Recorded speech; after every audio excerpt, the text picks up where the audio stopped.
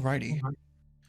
So last we left off, the Left Stars had returned back to Consonance, only to immediately meet up with Elua, who had been hanging out in the Tyrn residence. She spoke of issues related to the earlier purchase of the blue harlequin flower that somehow led to the death of Francis, her in-man. And she had been hiding out on the off chance that the elegant rapier had been compromised. She is off looking for a new safe house and sort of pledged to check in at some point. Clax went to go talk to Lieutenant Longle, his contact within the guard, and discovered that Francis's neck had several puncture marks, although that hasn't really been brought to the attention of the rest of the party yet. Hoping that Longle can provide more information in the future. Still much to learn on that end, but additionally, Drawde has some unfinished business at the Burning Needle, seeking out an individual named Hardhold who's there. And in the process, Drawde and Flint have been committed to a high roller gambling game for 500 gold each, which is where we are leading to now. And after a hilarious set of taxes, realizing that this is going to be a more expensive game than you thought. So that is where we left off. You all had, I think, pulled out your Tournament of Tales outfits in order to be a little bit more dressed up for tonight's festivities. But in the time that you are walking back from the Southern Heights district towards the Burning Needle as the sun sets, is there anything you would like to talk about before Flint and Drawde get their game on? Hey, guys, I was thinking while we walked, and everybody seemed really upset about that Francis guy. If it's really a big deal that he's dead, I think I might be able to bring him back. That's right, you can do that, but is that something we want to do, Clax? Correct me if I'm wrong, I'm not. Am I back with the group at this point? I think you're assuming that you're all returning to the Tyrn residence at the end of the night. Oh, okay. You're probably linked up right now, and then like you would drop people off at the Burning Needle, and then just sort of do what you want for the rest of the night. So I think you're all together at the moment. Okay. No, regretfully, I don't think that's going to work at this point. Well, actually, I also don't know. Mouse, what can you do, and what are the limitations? I mean, I don't think it's been that long, like less than 10 days, right? I believe so. Then, I mean, I've certainly never tried it before, but I think I know someone who has. He might not come back the same way he left. His form might change, and it's kind of expensive. There's a lot context here. I think we're missing. Mouse, what form is he gonna come back in? Well, I can't bring him back to his old body. So we would have to create him a new body. But I don't have a lot of control over what that body is gonna look like. All right, since we're talking about bodies, I don't know where the body is now. Just to be clear. Oh. So it was after. I don't think I need his body. I just need that his soul is free and he wants to come back to a body. I just want to make it really clear that if someone has died, you can just be like, I don't think you deserve death anymore. And you, as long as they died somewhat recently, against their will, just say, nope, you're going to live a new life forever changed. And that's okay and cool. That's how this works? That's not me attacking you. That's how this works.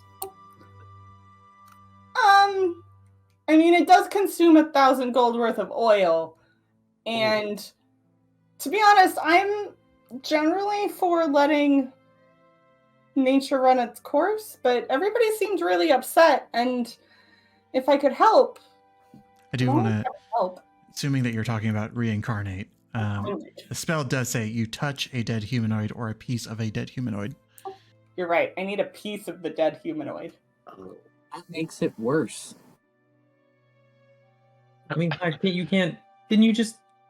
Actually, I don't know if we know that you saw the body.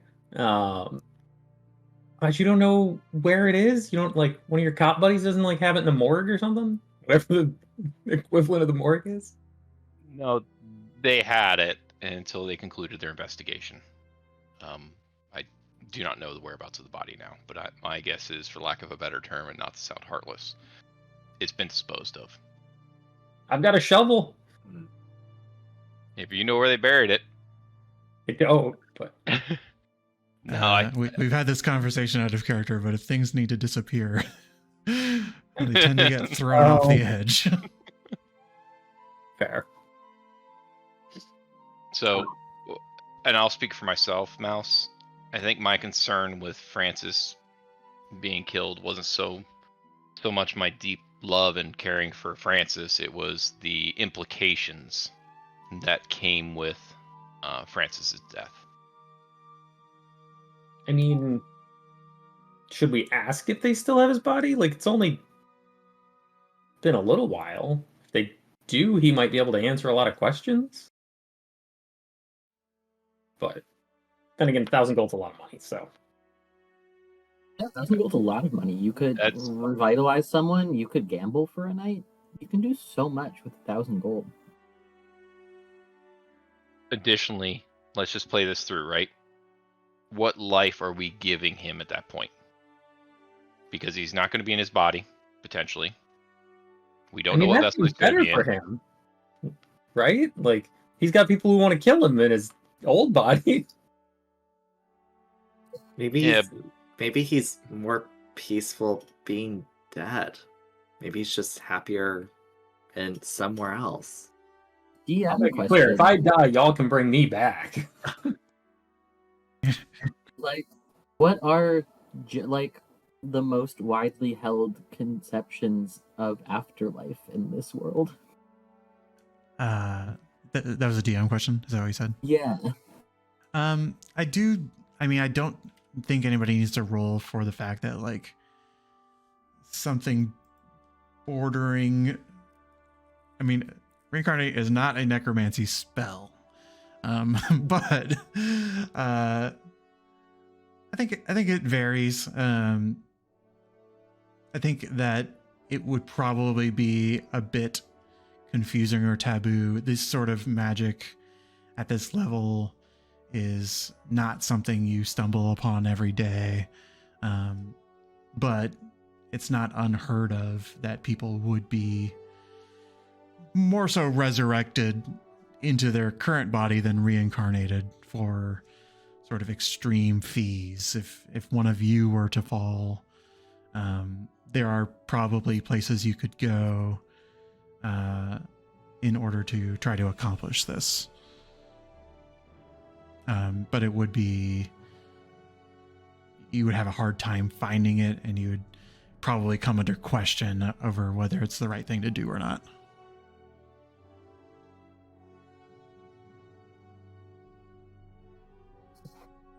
Let him, I don't know. It's a fair question, but I'm kind of agreeing with Flint here that if not to reduce the value of someone's life to 1,000 gold's worth of oil, but if we're gonna do it, save it for someone who's in this conversation now, or we care about deeply, that's actively perishing. It's a great idea, though, but maybe a different circumstance, Mouse. Well, speaking of, I feel like this is a good opportunity to ask for consent. Is there anyone here who doesn't want to be revived should you perish? And is there anyone who doesn't want to be revived to a new body if that's what has to be done? Can I put that question on hold, please? Okay, so like, what if two of us die? Can we like swap bodies? Is that like a possibility? I don't think I could do that, but maybe. You can tell me if you want to change this flavoring, Mouse, but my instinct is, being a sort of star person, that it kind of depends on what star you see in the sky at the right time. It's like, what form can you draw inspiration from? Which would result in a random die roll still. We get revitalized into a chalice. We live our lives as a nice cup. Right? No, I think you still have to be a humanoid. Ah, a sentient chalice with arms and legs. Candlesticks. I mean, I'm pretty sure we have encountered essentially the magic jar spell in our adventures. So there are ways to swap bodies if you get one you don't like, but Just know you die before unethical you territory. get back to me, okay? Like, I need answers before anyone goes unconscious. Hopefully that doesn't happen anytime soon. On a lighter note, try to, Chris, to be clear why we're going gambling. I mean, I'm down, but like, what are we trying to accomplish? We're going gambling for the sheer fun of risking it all. No, a contact of mine from back home I got a message, I got some mail saying that we should meet this person. They'd be a really good person for us to know venturing forward. And it's a contact I really trust, so I figure it's a contact I'm willing to spend 500 gold on. I'm sorry you got roped into that. Well, Happy to pay you back in time without interest. do we need to lose? Or No, okay. I think it's more about being willing to step up and play the game. I mean, I don't know, it makes me think of a flower sale situation that was handled as best as it possibly could have been handled given the circumstances. And no one did anything wrong that led to other people dying. That'd be crazy. We're dealing with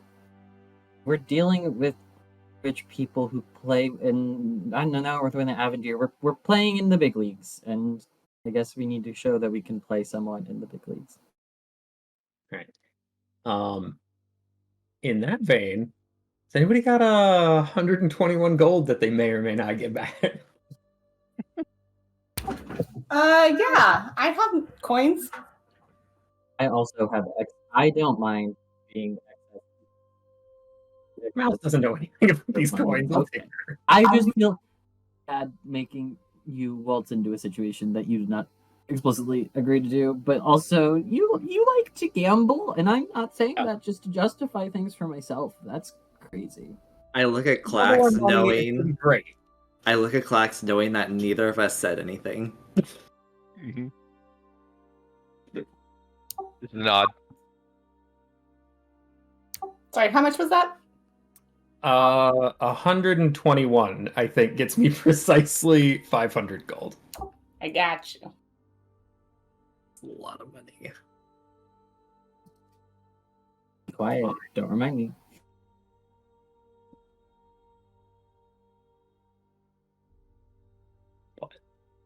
Yeah, this would be fun. For DM clarity, is anybody intending, like, where are people who are not gambling intending to be? We talked previously I think I would want to have a family dinner with my parents because it's been a while.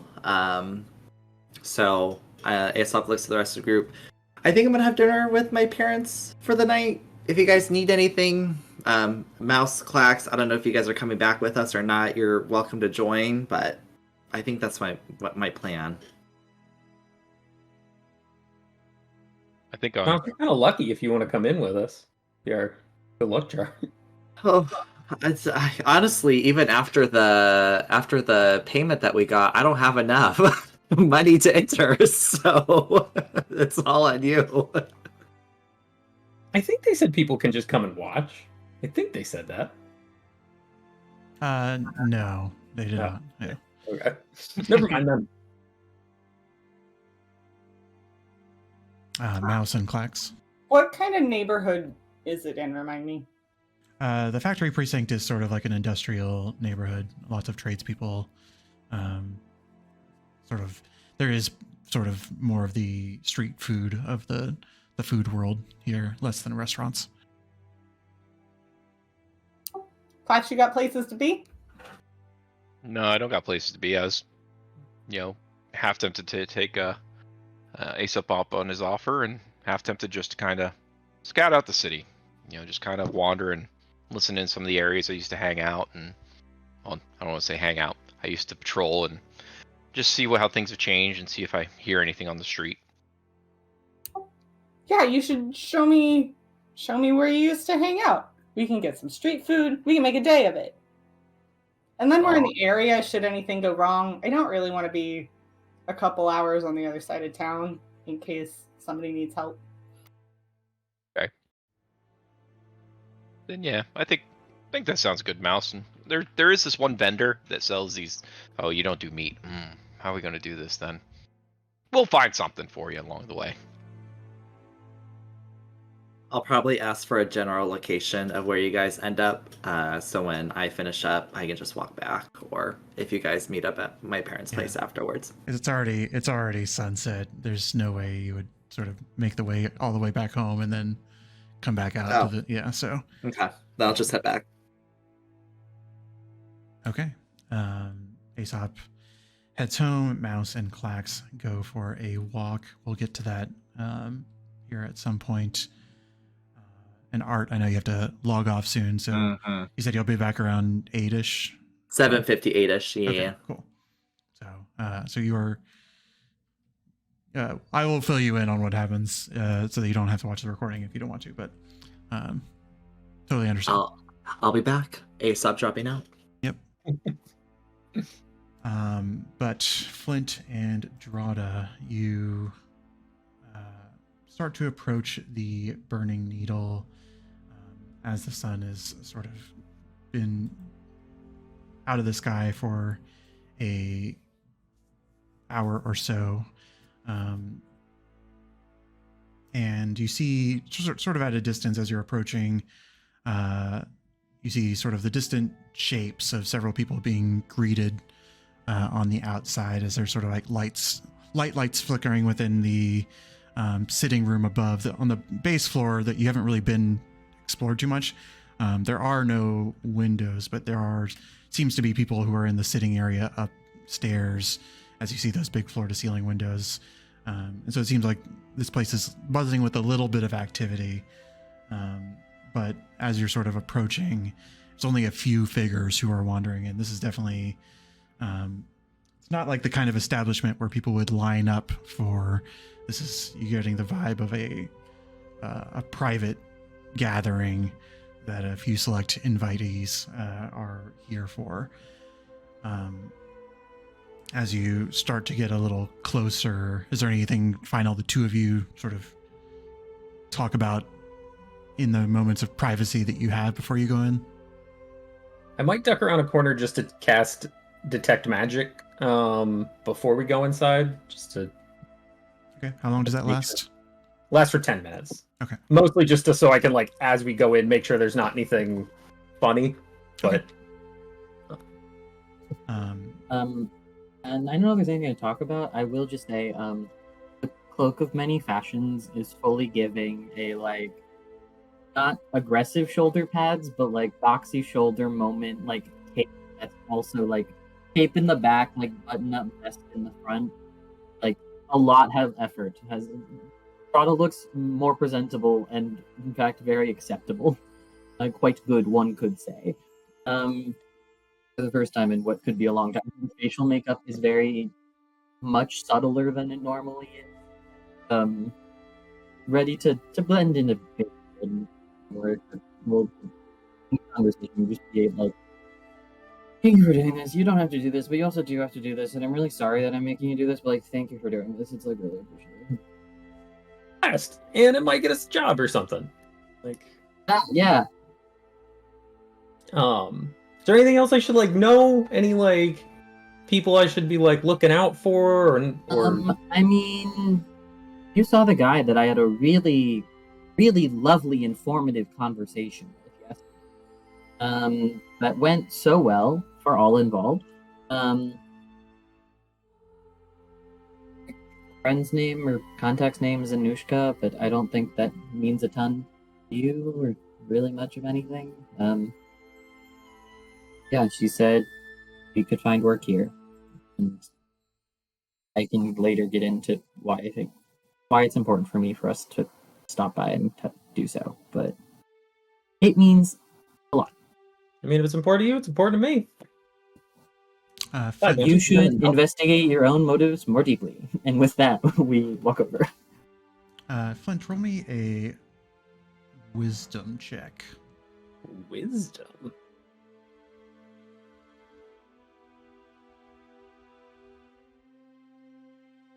Big 9. Big 9. Nothing. Never mind. Ignore me. You all walk up and meet up with Esmeralda, the half-elf woman with the sort of like long flowing green dress at the front. She's sort of like waiting outside, greeting people as they come in, and says, "You're here. Welcome." Yes. Thank you. Just in time. We were hoping to start here pretty soon. Is everything everything accounted for? She's sort of hinting at the money situation. Yeah, I take out 500 gold pieces, baby. I look at her. I don't think Drawde is someone who frequently looks people in the eye, but makes pained, deliberate eye contact. And says, "Yep, got everything here. Thank you so much." She says, "Spike will be happy to take that for you." And then she looks down towards Flint and says, "And are you? I know we discussed loans. Is that something?" Oh, that won't be necessary. And I'll take out 500 gold as well. Okay. Both of you can roll me an insight check if you don't mind. I don't like that, but yes. We're so good at these things. Actually, you're pretty good. Drawde's fine. Yeah, I was about to be like, hey. Okay. Flint, you don't really catch this, but Drawde, you get the slight tinge of disappointment. Like there was a hope of a loan. Which strikes you as slightly odd, because why wouldn't you just want the money up front? I mean, unless you're trying to like loan shark people and make them pay more. But there's something about it that just sort of reads to you that they would almost prefer to not take the money.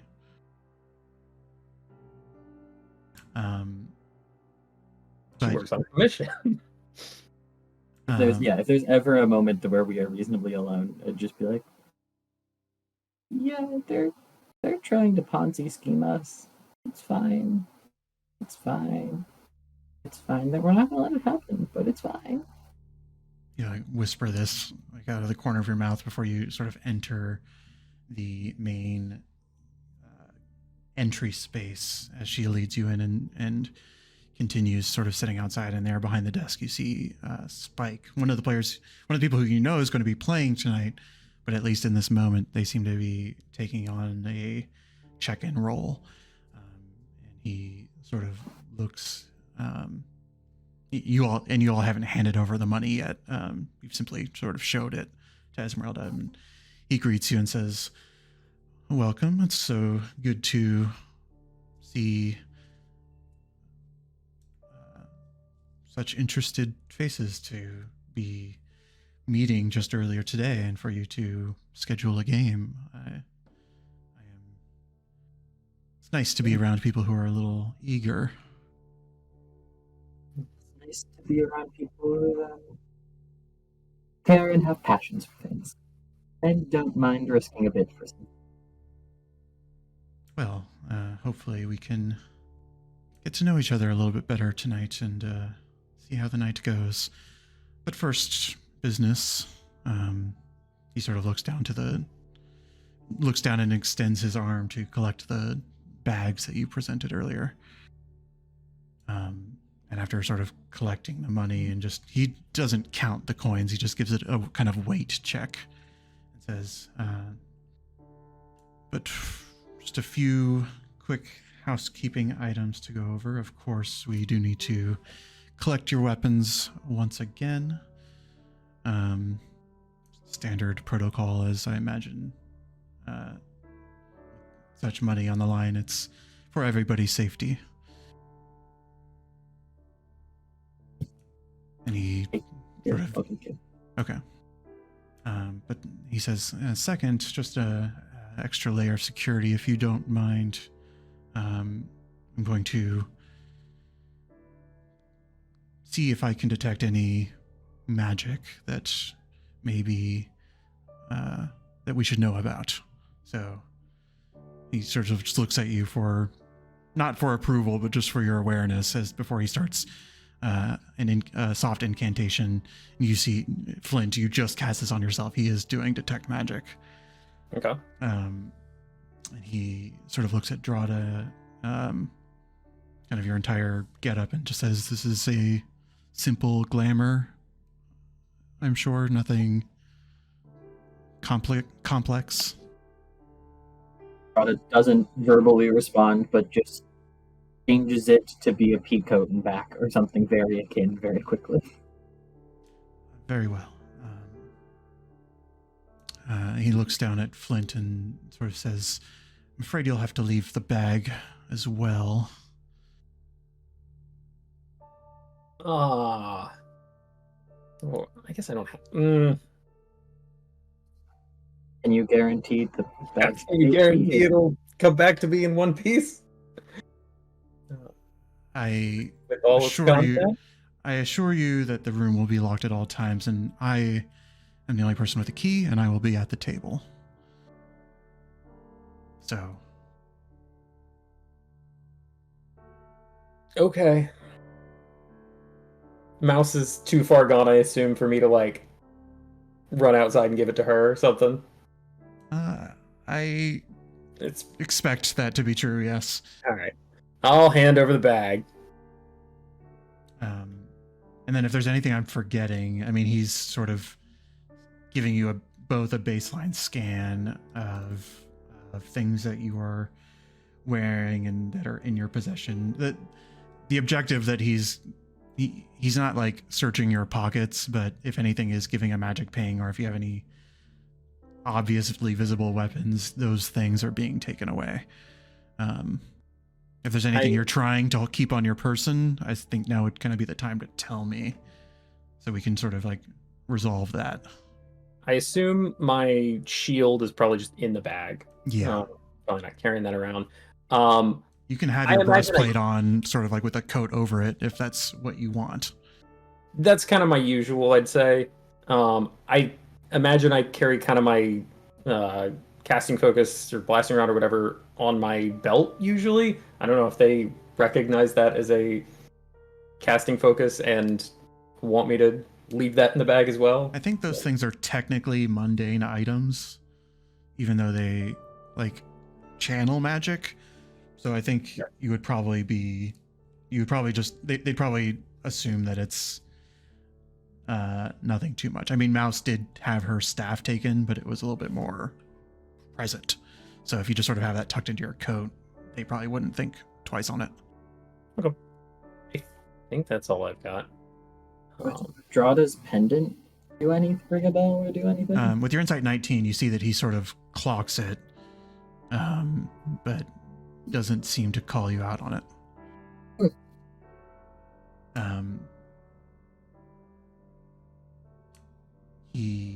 You are all sort of led into the room, and I would say, just for simplicity's sake, like, you don't really have really much in your inventory except things that you would obviously have strapped to your waist or something. Like, you're not carrying your rope into this room, you're not carrying stuff like that. I'm not suggesting it's going to matter. I'm just sort of adding the flavors that there's a little bit of security here, but you are all welcomed into this back room as you sort of, Spike takes your belongings into this closet of sorts, and you do sort of have some comfort in hearing the sound of it being locked from the outside as he comes back out. You all walk into this room that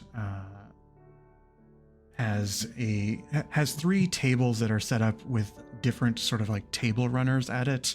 And Spike says, the far table with the red coloration, that's where the richer folks of tonight's guests will be joining. So please go ahead and find a seat. I'd say, Flint, give me a perception check. I forgot that you have detect magic up as well.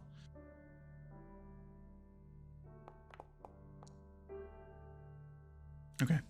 As you get sort of, you start to walk into this room, there's a sort of like charcuterie situation set up so that people can get snacks and whatnot. There is a desk, a like single heavy desk that seems to be looking towards the 3 tables in the room, that is currently unattended. There's kind of like a number of people sitting around, some at your table, some at another table. It seems that only 2 of the 3 tables are really occupied tonight. But one thing that you really pick up strongly with your detect magic is these automatons that sort of just would instantly fascinate you from the technological perspective, because you don't really see things like that out in the open very much, but that they seem to be in like the dealer position, like at these 2 tables. They are kind of glowing with a kind of intense magics of all kinds. I would say primarily you would sniff out like a divination element to them, but also you would sniff out that there is sort of those tethers of attunement energy that I've described in the past. You do see that those tethers are extending to all of the sets of dice on the table from the automatons.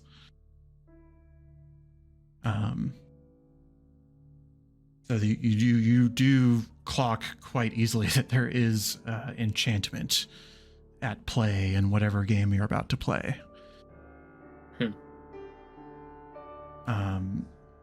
At the table, you also see 2 other characters, which Millie and Sean have graciously agreed to play. Oh boy. So you're sort of at this table in the far upper right corner. I didn't have it so that the badges are sort of shown, but this man over here is Spike. As he's, after a little bit of business wraps up, he sort of joins the table, but in the immediate short term, you're greeted by this half-orc woman who's sort of like wearing semi-regal clothing, dressed for such an occasion, as well as this like human man who seems to just radiate wealth in his own way. But as you all approach the table, you sort of meet these two individuals. If there's anything you would like to say to them. Hello. So happy to be playing with you tonight. My name's Drawde. This is Flint. Pleasure to get to know you. What are your names? Who are you? Give me. Would love to get to know you a bit before we play. Oh, good evening. I am Sir Magnus Goldenshire. Absolute, well, I would say pleasure, but fine. We'll be nice about it. Pleasure to make your acquaintance. It What sure brings is you an to this table acquaintance tonight? making yours. What brings us to the table? You know, a night of fun and getting to stand next to fascinating people. Indubitably. I'm just here to take your money. Ooh, now you young man, you are a little fascinating. But we'll see how entertaining you are as the night goes on. Fair. I step forward and say, I am Maureen of the Drawde family. I'm sure you've heard of us. The which family? Drawde? You know. You also talk too much. Let's play. Spike, eventually, you do sort of all clock that as Spike enters the room. There's a sort of like air of things settling down, waiting for direction to proceed. You all look at these sort of like golden clad automatons that are heading the table, and they're sort of in a deactivated state at the moment. They are looking very passive or inert. And Spike comes up with a sort of like a rod, a sort of like golden etched rod of energy of sorts, and he sort of inserts it into a fitting within the shoulder pad of each of these automatons, and they sort of like wake up and activate and say, "What is today's game?" And Spike looks over to Esmeralda, who's sort of sitting on the couch in the room. She nods, and he turns back and says, "Today we will be playing Pyre." And the automaton sort of activates and says, "Pyre, a game of luck. I shall explain the rules." Out of character, little homebrew game. The way it works, it's sort of blackjack-ish. I'm going to do a test round. This is not for any money, but the house, which is the automaton, will roll 3d6.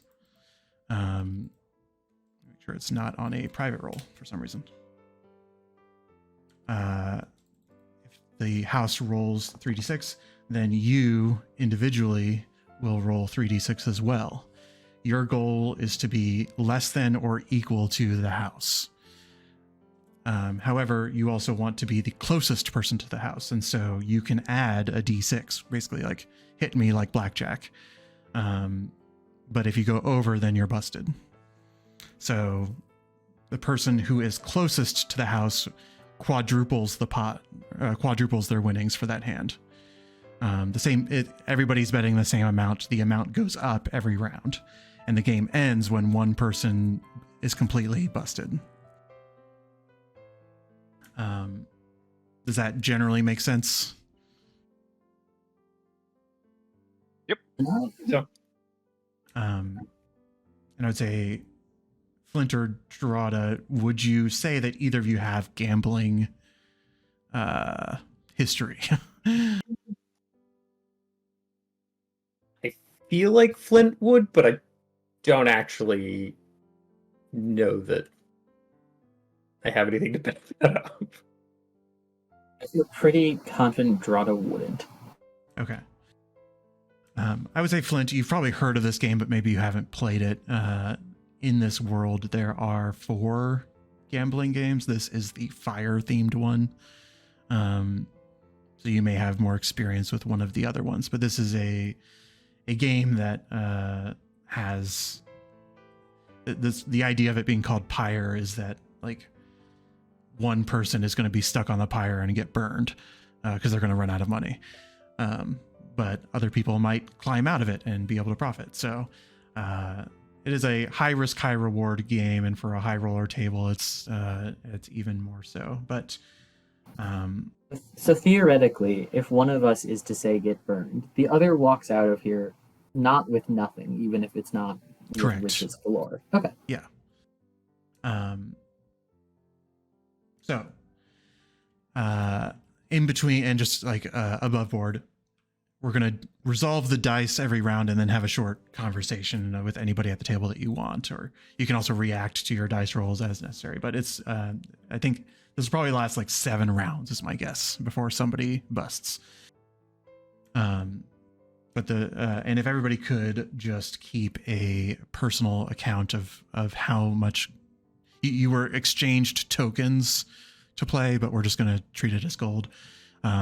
Just keep account of how much gold you have starting at 500. And I will be, of course, tracking that for Spike. So the first, you are all given, and this is in canon is a dice game as well. You are all given a set of 3 dice, and there's a pile of extra dice in the middle. As the automaton rolls, it opens saying the first round will be 50 tokens. And then it rolls 1 token per gold, or yes. Okay. And it rolls. And it says 11 is the number to meet. If you get a 12, you are busted. So, oops, I rolled that as Spike, but I selected the wrong token. So everybody go ahead and roll 3d6 and deduct 50 gold from your pile. Yeah, we- real quick. Oh, I'm sorry, say that again. yeah, I was just going to ask, how do I select? Like, I can see the character sheet, but I've been actually watching on the Twitch stream. I can't see anything on the screen, and I can't roll as Magnus, I don't think. Yep. I must have forgotten to give you ownership on that token. Millie, are you okay? Yep, I rolled as Maureen. You should have ownership over Magnus. Yeah, I can see his thing, but when I go to like roll, So you can't click on the token to select it like you would. no, I have a black screen. I was hoping I could just make it do because I'm watching on Twitch, but I can just roll as clacks if it's easier. Does that fix Oh, it? yep, Okay. yep. Now I can see things. I forgot to turn on vision. Okay. There we go. Cool.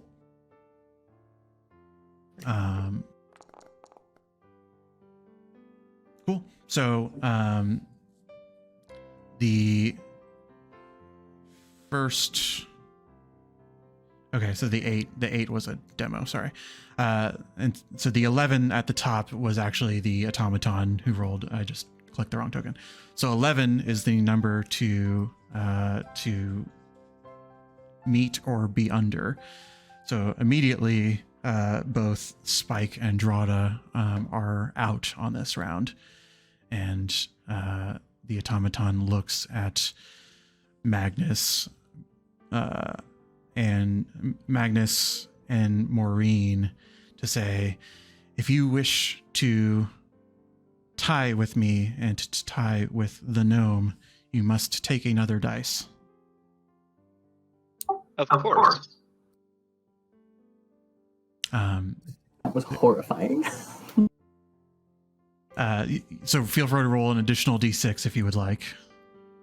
I assume, Flint, you're staying. Yeah, I'm not rolling. Maureen is over. You see, as soon as any of you goes over, the automaton immediately like reaches forward and pulls the dice from your view, and looks towards Magnus and says, "You may take one additional dice if you would like." Turns over, looks at Flint. Well, now, isn't this fun?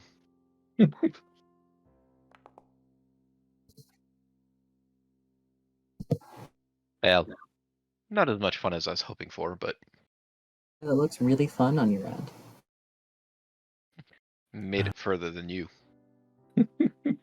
Pulls all of the dice back and says, "The gnome is the victor," and then passes you 200 tokens. Cool. You should be up to 650. Yep. Yeah, this is easy. This game's great. Sorry, Miss Van, Dora Van, is that what's? I'm so sorry, I don't know your. Please tell me more about where you come from. I'm so curious. I'm from here, I think. You okay? I am a Hotfork noble. You should know who I am. There aren't many of us. We're new in town, so. Were you at? I know they just had a big ceremony. Do you know Avenir? Vind? I'm familiar. Oh my God, we have a relation. He's just a delight. Honestly, one of my favorite people I've ever met. I haven't really worked much with the Van family, but Avenir is just a real peach. You know him personally. Friend of ours. So, hold on. You expect me to believe that you are friends with Avendir? Hey, I mean, if you or this fine establishment were interested in some of his fine brandy, we might be able to make that deal happen. You become more interesting as the night goes on, let me tell you. You are all engaged in this conversation. I think Drawde, sort of with the air of a mission at hand, you sort of just give eyes to Spike, and you see that he's sort of sizing up the entire room at the conversation, but is otherwise kept silent. You also have, so you're aware there is another table playing, and so you're kind of hearing sounds of like or yeah, happening from the other table as well. I love that the other table's having fun, and we're all just tearing each other down as we go. You That's look great. Yeah, you look over at the other table, and they are clearly playing lower stakes. They have maybe 100 tokens each at that table, and their starting bet was much smaller. Does the guy that Drawde had talked to when we first came in here appear to be in this room somewhere? That's Spike. He's at the table playing with you. Yeah. Was it Spike? Oh, I thought it was somebody else. No. I'd like to say also, anytime Spike is scanning the room and I see him coming, like eyes coming my way, I would love to just be like looking kind of placidly, like not at him, but maybe like eyes just scant to his head, just like gently smiling, being like, "Yeah, I'm here. Watch me be here. I'm here."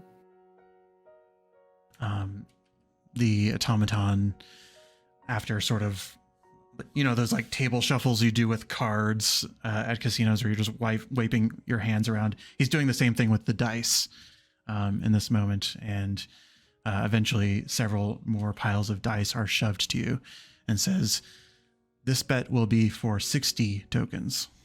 Oh. So if you could deduct 60 tokens from your pile, and the automaton will roll at the top. It says 13 is the number to meet or be less than, otherwise you will bust. And you all may roll your 3d6. Come on, lucky dice.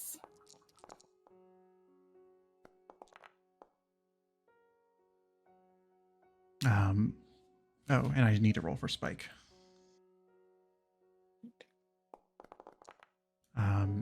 Drawde, unfortunately, once again, the dice are immediately retracted from the table.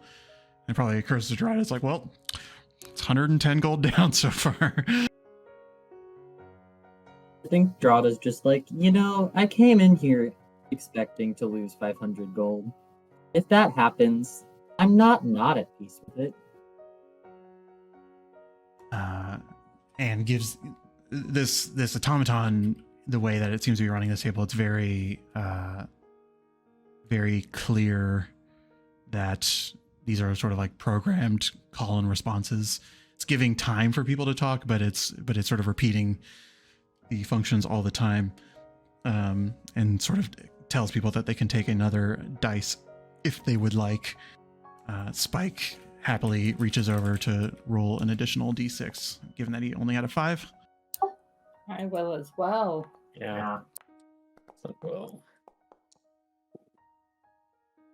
I'm at 7. Yeah, what is everybody out right now? Spike is at 11. I am also at 11. I'm now at 10.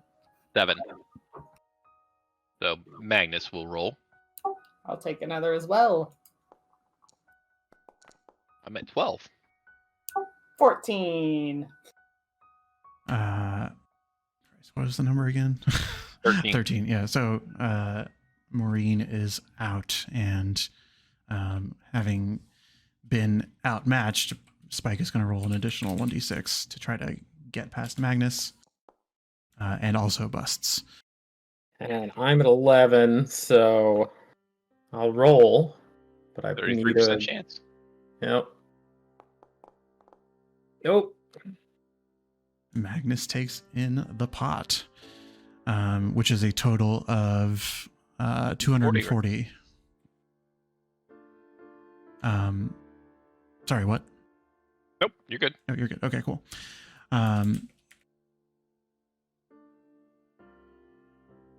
Shouts of anguish and disappointment from the other table as well, as somebody over there who's having a happy, good time. And Spike sort of looks towards you, Drawde, and just says, "Not your day so far, is it?" Could be by the end of the night.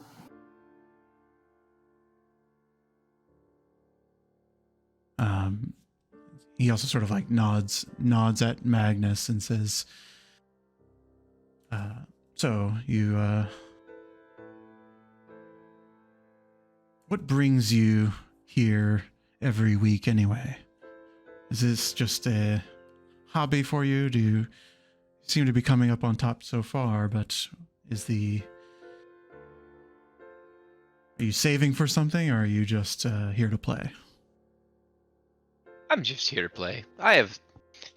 Sometimes you just need these worthwhile distractions to take you away from all the hustle and bustle of courtly life and everything that goes on with it. And there's just something good about being around more common folk, and kind of hanging out, at these low end tables. So it's fun. It's kind of getting out and what is the term that the kids are using these days? Slumming it. So it's always a delight. But tonight might be a good night, because if someone at this table, as he eyes in on Flint, has access to some brandy from Avendir's most recent collection, I mean, or you're full of crap. I'm just saying, if someone was interested in buying a keg, we could probably, make that happen. But it's not a cheap endeavor. Make a persuasion check. I hear I really love that you're taken with how do you describe it, as the kids say, slumming it. Are you looking for some other slumly experiences? Get to know the streets, the word on the block, the youth of today? No, not really. This is about as far as I really need to go. Like, because then you're actually dealing with like real riffraff. Like, at least here, like, yeah, this is a nice exposure. It kind of gets me out of my shell, like this. I'm trying to grow as a person, and really see how the other side lives. But I'm just, it's one of those things. Have you listened to the town crier lately? Have you heard what's been going on in this town? I can't put myself in those kinds of situations. Bad enough I had to get a guarded carriage to get out here in this precinct, but it's this is my fun. Like I said, getting out of my shell, developing as a person. a door opens from the sort of entryway, and you all see this sort of like heavy set dwarven man enter the room, and sort of immediately notice that like most people go silent, and Spike stands up, and he sort of waves people down and says, just the dwarven man just sort of says, keep playing, don't mind me, just have some work to do, before he walks over to the desk to sit down.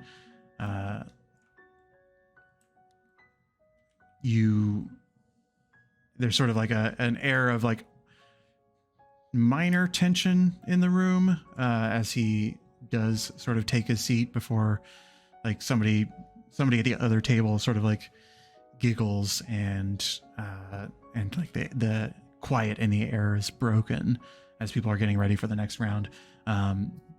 Maureen and Magnus, you both know this individual to be Hardhold, the individual who runs the establishment, and sort of like kind of like an intimidating man that you don't want to mess with. Question. Because I feel like I've maybe done my math wrong. So there's 5 of us and we're putting in. Is the table taking? Yes, the table's taking 1/5. Yeah, and I understand. the house always wins. Just making sure I understand.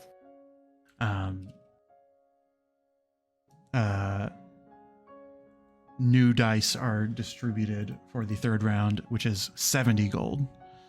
So if you have not won yet, you should be down to 320 as the automaton begins to roll, setting a modest 11 as the number to line up with.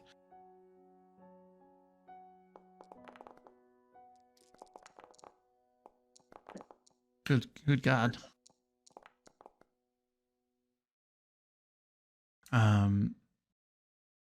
Immediately Spike once again just sort of like withdraws his hands as the dice are taken from him, but both Flint and Maureen share a moment of quiet joy as Drawde and Magnus face down.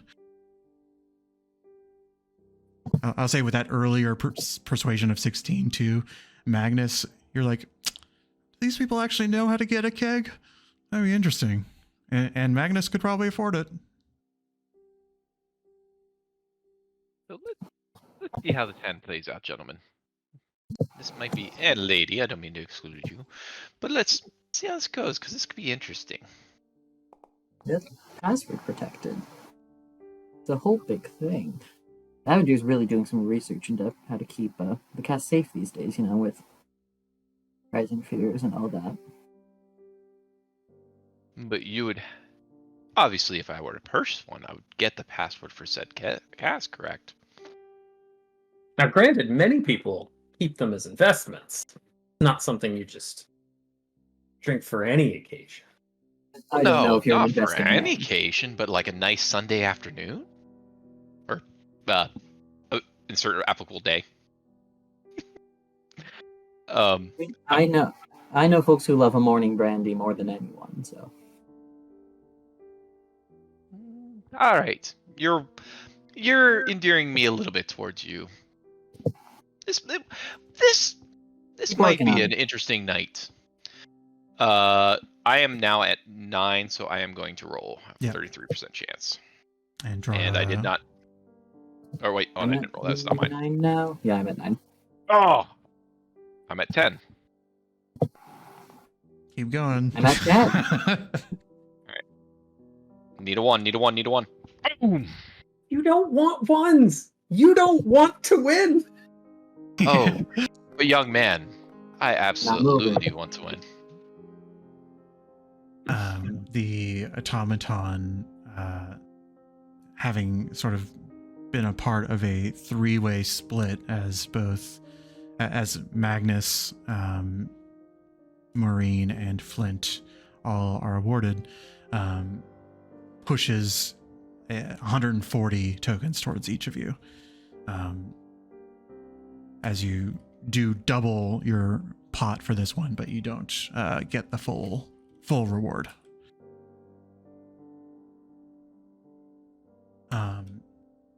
And Spike sort of speaks up and says,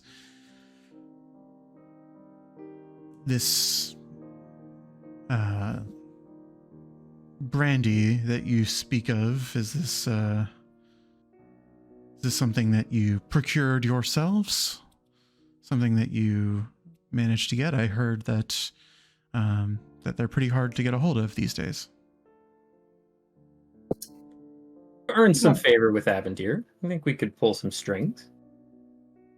If you were He had interested. the relationship in before before the tour began.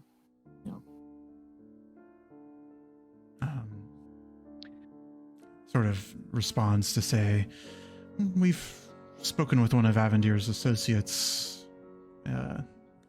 Chalice, I think her name is, but it's been a little bit difficult to work with. I've had my run-in with her. She's a personality. Flint, you have no idea who Chalice is. Yeah, I was gonna say I don't think I recognize that name, and look at Drawde a little quizzically, but Well, Yeah, it's hard when you're such a shut-in. well, she's kept She- some product from us before and cut us out of a few deals, candidly, so Feels not wrong. well, is that something that you think you could sway with your connections and everything? You see that he sort of tilts his head to his right, and I'd say like in a very, very subtle thieves' cant way, you sort of pick up that he's pointing his head towards Hardhold. Just to be clear as Jacob trying to pick things up, Chalice cut them out of some deals, and he's asking us to Yes. try to fix that. Yes. Okay. I think Drawde would just, lean in, maybe hand on chin, and kind of trace the shape of a question mark on his cheek. But go, I don't know when the next time I'll be seeing Chalice is, but I'm more than happy to communicate as a messenger. Well, perhaps if we see you around more regularly. I understand that the Azure Phoenix is out of town at the moment for the foreseeable future, but just something that we have in mind, not any immediate. I mean, I know we're Work. eventually planning to rendezvous with Avendir and catch up. I could be persuaded to have a chat. Very good. And- not that Flint noticed this, but like when he nodded towards Hardhold, that was the dwarf, or The dwarf, yeah. The dwarf sitting at the desk. More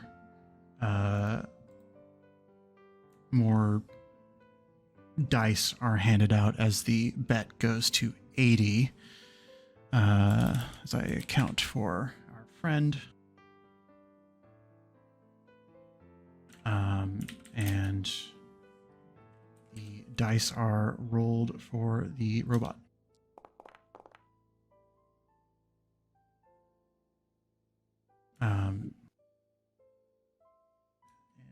Oh wait, I did that for Spike again. Sorry, but the automaton rolls a 12, and Spike is now going to roll as well.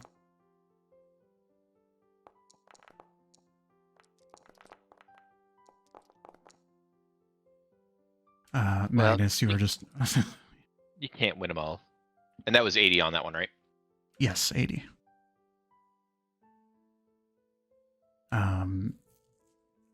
The normal spiel is given out, and Spike eagerly takes another dice.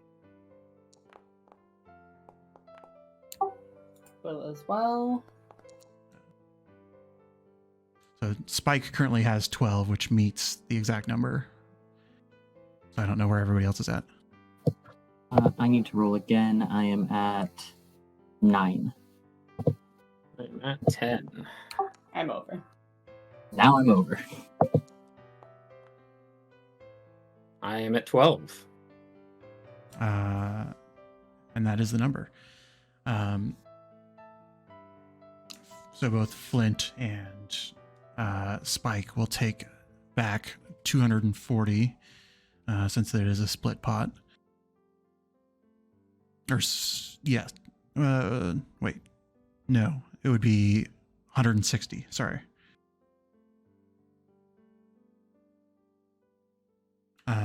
What is everybody's stacks looking like right now, out of curiosity? Spike has 400. Sorry, you said I got 160 that round? Yes. Magnus is at 620. I am at 740. Marine's at 380. Drawda's lost every round, so Drawda's at 260.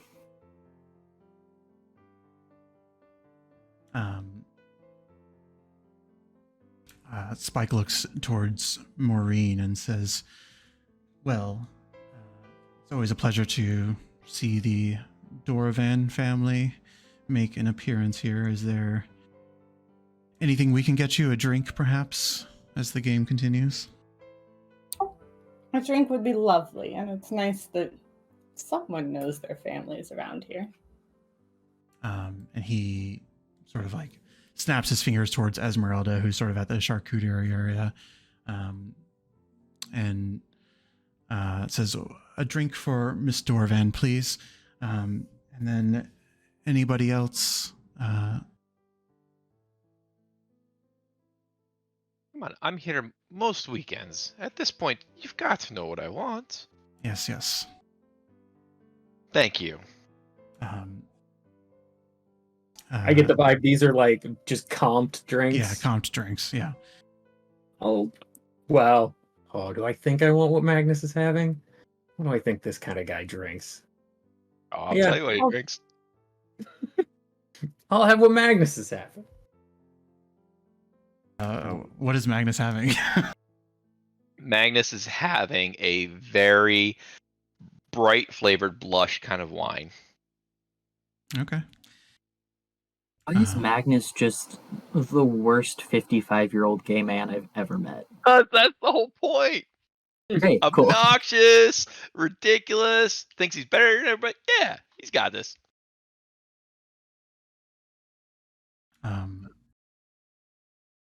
Drinks are brought out. And Drawde, did you want anything? Drawda, to keep up appearances, will order. He asked for something I think light, something light, refreshing, Okay. They have maybe citrus forward. Why not? But like he will sip occasionally to give the appearance that he drinks. They have a I'd say like a LaCroix of sort, like a sort of like mango flavored fizzy drink that has just like the slightest hint of flavor and is bubbling from a source unknown. There are not many carbonated drinks in this world, and yet this is one of the few. And What's the name of this drink? Drawda will ask for it everywhere. I don't think. I think it's just sort of like the house special. It's actually something you don't know where it's from, and you ask for something light and take a sip of it, and they say one of our enchanter friends helps us out with this one. Considering making it and this is Spike talking. Considering expanding, and we're sort of sussing out what that might look like, how they can support our work here a little bit and raise a little bit of money. I think, yeah, you could, something really A little bitter and a little herbal would go with this beautifully. The wine is dropped off, and in front of Maureen, you see a kind of like a very short glass of a like deep red liquid. And as she takes a sip from it, you notice that it is a bit more viscous than normal wine, red wine would be. And probably like without any sort of caution to the wind in her appearance as she drinks it. And it probably would occur to anybody who might know anything about vampires, which is what I'm hinting at, obviously, that there's probably a reason that they were greeting people at the door. But Maureen takes a light sip of what just sort of seems like a small amount, and the dice are once again distributed. I'm going to roll. Let me select the right token this time.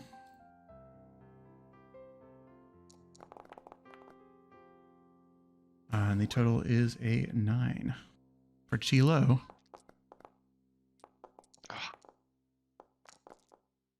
And this round was 90, I assume. 9. Sorry. Oh yes, 90 is the pot for this one.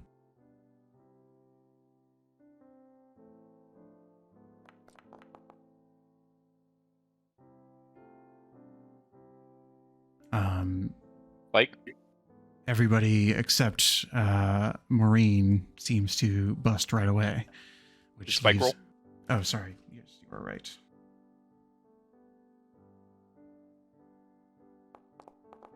Also gets obliterated.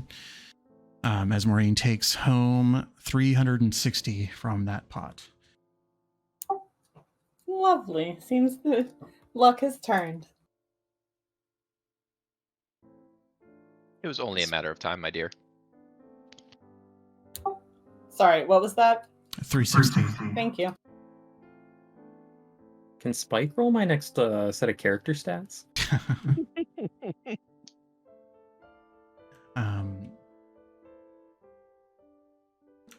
Spike sort of looks towards Drawde and says, "So, what brings you all to town then, if you have such esteemed friends?" What a good question. We actually, I mean, we just came back from a bit of a safari. The Savannah Island. Have you ever been? I don't think I get around to the outer islands that often. In fact, I have never been. Nature's quite extraordinary. Slumming it in a different way, I assure you. But more slumming it in, elemental awe, I think, is perhaps camping in the rough of it. But while we're in town, here to get to know the local community a bit, perhaps make some friends. Test things out. We're popping in and out of continents. We're not here to stay, but we're not here to go either. So you are going to be in town for a while, or? We're probably heading out in the next couple of days, but I anticipate we'll be back. How soon? I look to Flint, honestly,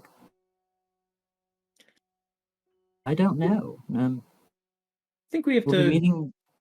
review our to-do list and see where it takes us. But we suspect we will come back to consonants often.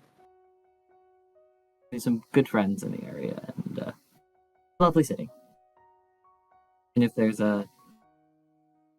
ever a moment to get to ask for another drink, Drawde looks toward Marie and just goes, "I'll have what she's having." Of course. You're asking for what Maureen is drinking? Mhm. Okay. it is delivered to you without issue. There's a, I think, roll me an insight check. And I'd say Flint as well, just because reasons. Good at these. Where did my... Sorry. Where did my little thing go? Okay. Jesus. Plus those plus 10s. Well, the 29, I would say you sort of recognize a little bit of like a little bit of surprise in their tone, and they're kind of, but they're, you know, they're here to play, and they're here to see what happens and suss you out. So they're not denying anything, but they are just sort of like, you get the sense that they're trying to suss out whether this is like a performative thing or if this is something else. Flint, I would say you can tell, you know what Maureen is drinking, and so what would let me ask Drawde, what would Flint get on a 14? Is this like sincerity? Is this sort of You it's can like tell an that average? No, it's you can tell there's a reason, like he's doing it for a reason. He's not genuinely like, yeah, I want blood. There's a goal behind it. I don't know if you can be like, yes, he's doing it for this. I think Flint certainly quirks an eyebrow at this and will be curious to see if Drawde drinks this or not. But And does Maureen react in any way? I think she just like stares. Do you know what Maureen's drinking? Is that defined, or is that? It's pretty obvious. Yeah, it's like Okay. you drink and it clings to the glass. I don't say anything. I just look and just make eye contact and try to suss out. Interesting choice. I got logged out of the game somehow, so give me a second.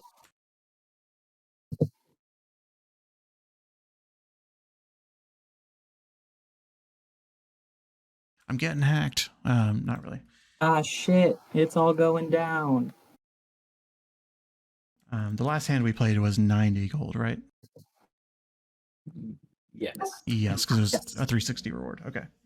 The next pot is 100 gold.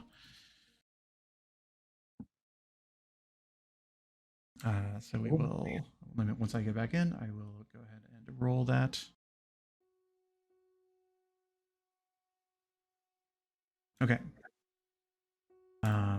The automaton takes the dice once again, and as I fumble to pull up very simple things.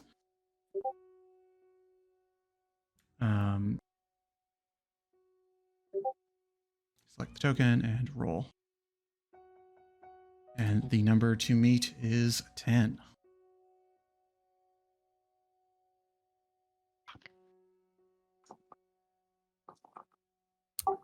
Nope. Oh boy.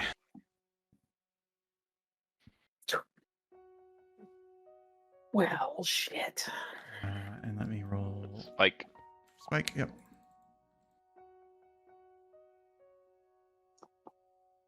Wait, what did I?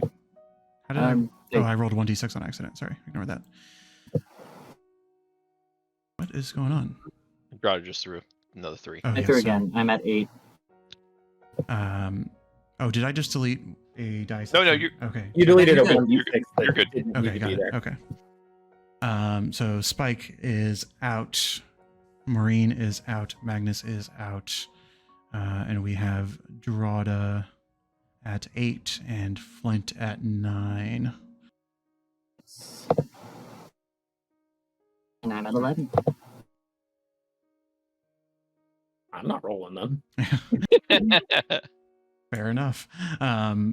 Flint takes in a pot of 400 gold to close out this round. there's a little bit of like the sound of dice being pushed in different directions when you all sort of hear the sound of somebody looming. You sort of have your face turned towards towards each other and towards the front of the table, but you sort of quickly notice that the dwarven figure is sort of like approaching the table and making themselves like a little bit known, and says, "Everything going on well over here, Spike? Everything's good?" Spike says, "Pleasant game so far. No issues." And he sort of turns towards Maureen and just sort of gives like a knowing nod, like he's seen you before. Puts a heavy hand on Flint just to be like, "A lot of money right there." It's good night so far. Turns over to Drawde. What is Drawde's pile looking like right now? Drawde has 70. He's lost every round. Looks over at you and sort of looks over at Spike and says, "What's the round on?" And Spike says, "Next round is 110." And he, you see out of his jacket pocket, he gives you an additional 200 tokens. And says, "Well, I hear that you're a friend of a friend, so maybe your luck will turn around." That's very kind of you. And raises the glass and takes a good sip. Looks at Magnus and is like, "Why are you still here?" Where else would I be on a wonderful night like tonight? "Listen, we'll take your money. Oh, you. Just bring some of your, bring some of your friends by sometime and make them pay for it themselves. We'll see what comes out of it." No promises, but I'll see what I can do. "All right, well, keep at it." Sort of looks at everybody and says, I'll be around when the games conclude. We can get a drink." And then just sort of like pats Flint on the shoulder, pats Flint on the shoulder again, and walks over to the other table to make the similar rounds. I would love to just make sure that my choker is abundantly visible at that conversation. Sure. Yeah. I mean, has it been out this whole time? Yeah. But Yeah. I'd say, being as that it's front of mind, you just sort of, that he looked down and saw it, but it's sort of like in this company, maybe he just didn't bring it up. And we'll go to the next pot, which is 210 gold. 210 or 110? Oh, sorry, 110. You're right. Okay. I'd be like, what the fuck? Like, we just jumped so much. Let's go. And so, Drawde, you counted the 200 extra so that you can play a little longer. Go ahead and roll for our good friend, the robot. Oh, are you kidding me? Well, the house just gets a shitload of money. Spike. Uh, Oh my god.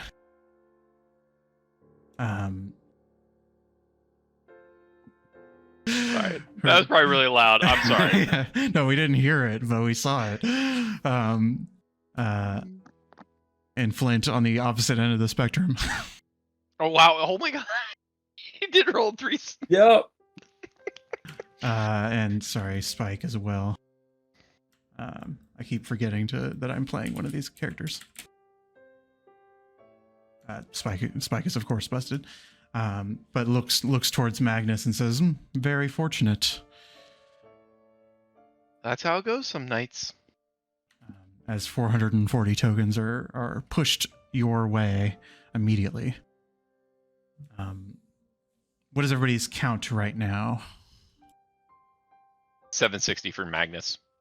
You're beating me at 720. At 440. 160. Okay. Spike is at 100. So this could potentially be the last round, unless Spike wins. Does Drawde take a sip of his newfound drink at any point during all this? Drawde took a sip earlier when a person he presumes to be Hardhome was looking at him. The nice raise of the glass. Good, maybe third of the glass gone. Okay. Flint, you of course see this, and so does everybody else. People, Maureen and Magnus. It doesn't strike you as odd in any way. Oh, hey, Art's back. We're still gambling. Love that. It's going really well for Flynn, actually. Okay. I'm hoping we somehow manage to walk out of here with a combined 1,000 golds. That would I be don't think iconic. that'll happen, but I would love that for us. And the next round of, well, unless there's anything people want to talk about this round. No, bang. I was gonna raise a glass towards Drawde and say, "Enjoying." A lovely vintage. I don't always have the taste for it. Felt right for tonight. Thanks, Maureen.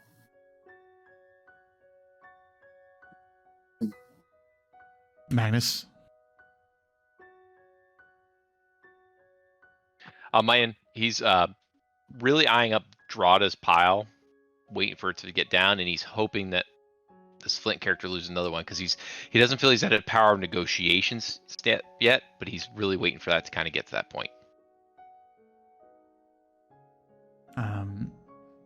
We just did 110, so the next round is 120, and we will go ahead and roll that. See, the automaton is going to roll. It sets a 13 as the number.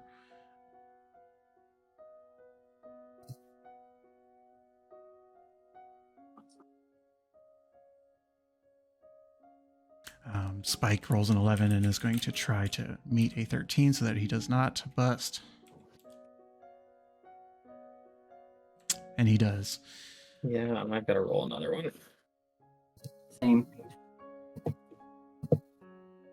So Magnus is out, Spike is out, Marine meets it, Flint busts, Yeah. and Drawde is at 11 so far. And Nope, one over. So that is, sorry, is it Maureen and, is it just Maureen? Just Marine. Yep. All right. Maureen takes in 600 tokens from that round as Spike stands up and says, normally the game would end right now. I suppose if you all wish to continue playing, I suppose we could let this go for one more elimination. And he sort of looks towards the table. He does have, like, he's holding the control rod of this this automaton that's running the table in his hand, sort of like indicating that he can deactivate the game at a moment's notice. But he's sort of looking for, like, consent from folks to decide what you want to do. Does Drawde have enough money? I have 40 tokens. I couldn't put a full hand in. I don't know how that works, but You would be allowed to play as if you submitted the full hand. So let's talk bigger picture rather than just this little tokens that are on the table. Let's talk about a cask.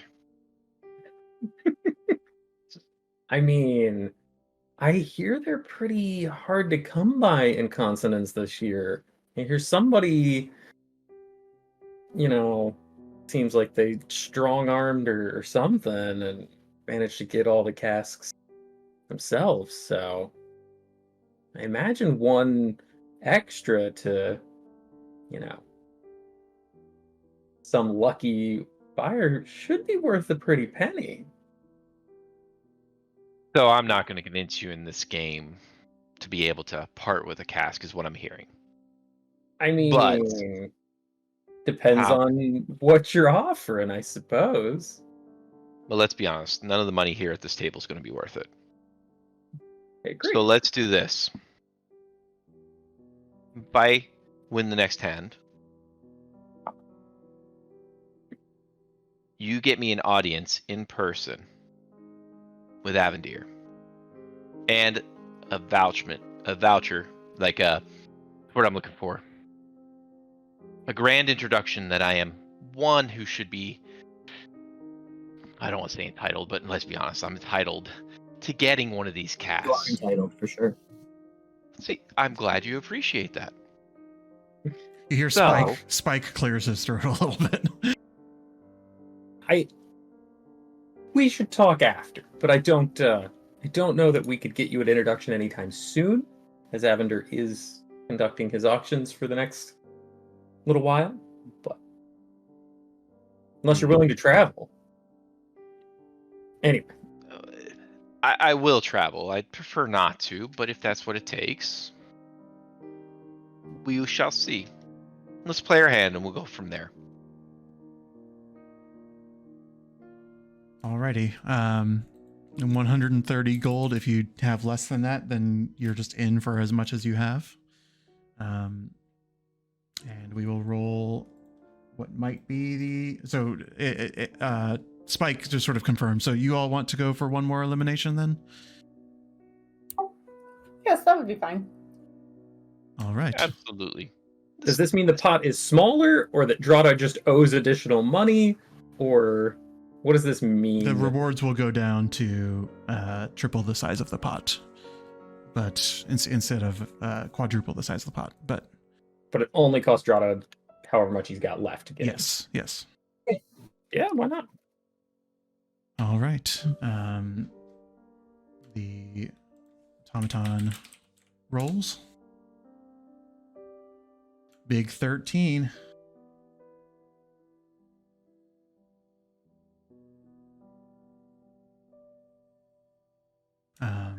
Spike is out, so I am not rolling for him now. Maureen, probably. Can I just roll 2 more? Yeah, if you feel like you grab as many dice from the middle as you want. That still keeps you under. Tied with Flint. And So we have, I Drawde's at think 7. we have 11 from everybody right now. No, sorry, Drawde is at 7.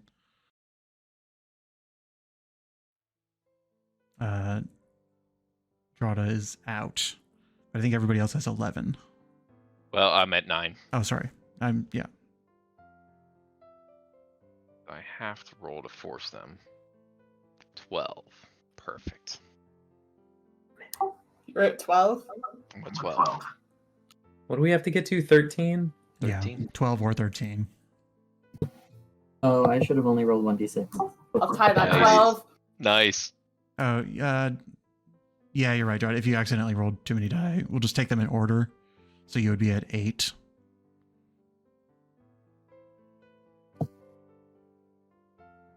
It's still over. All right, so I think it's just Maureen and I think Maureen. Yeah, And- Marines, Yeah. Magnus are tied.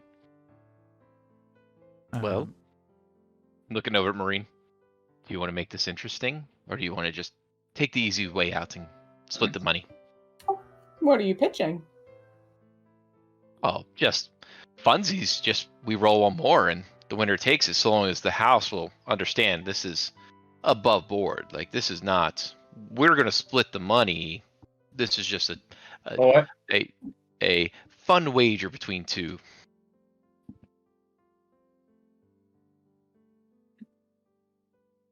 Looking at Spike just for confirmation if that's acceptable. Or the yeah, 'cause he's sorry. controlling the Spike has already wandered off. Spike wandered off because he didn't have to turn the game off. He's actually hanging out with Hardhold. Then I guess we'll end here, and then we can have one more roll off after, because I don't want the automaton to take our money, and I don't want to piss those things off. We'll split the round for now and then figure it out later. Fair enough. So that is, I think if you're splitting it, that is 260 each. So you would have doubled your bet. I'm saying that's true, even though I think I've done it differently before. It's fine. It's NPCs. Nobody cares. Yeah, it doesn't really matter. It's been lovely caring about money for one night. Thank you all for your time.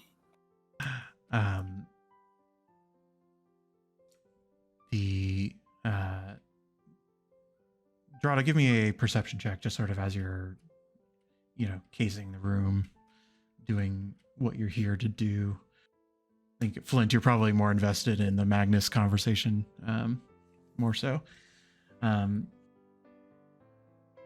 You hear just sort of some notes being transferred over into Hardhold's ears about some of what was maybe said more quietly or what was said before he entered the room, giving context to like, oh, friends with Avendir, and talking about the brandy that they might have, and oh, that's interesting, and then sort of points over towards the table of drinks and food, and you hear just sort of conversation about what you ordered and whatnot transpire. Seems like Hardhold's getting filled in, but you sort of like look over. Are you just listening with your ears? How is listening? And as I hear them talking about the drink order, it's not like a giant obvious show, but I, just kind of looking, staring to the side, maybe staring into the distance, pretending to be caught lost in thought. I finish the glass and set it down.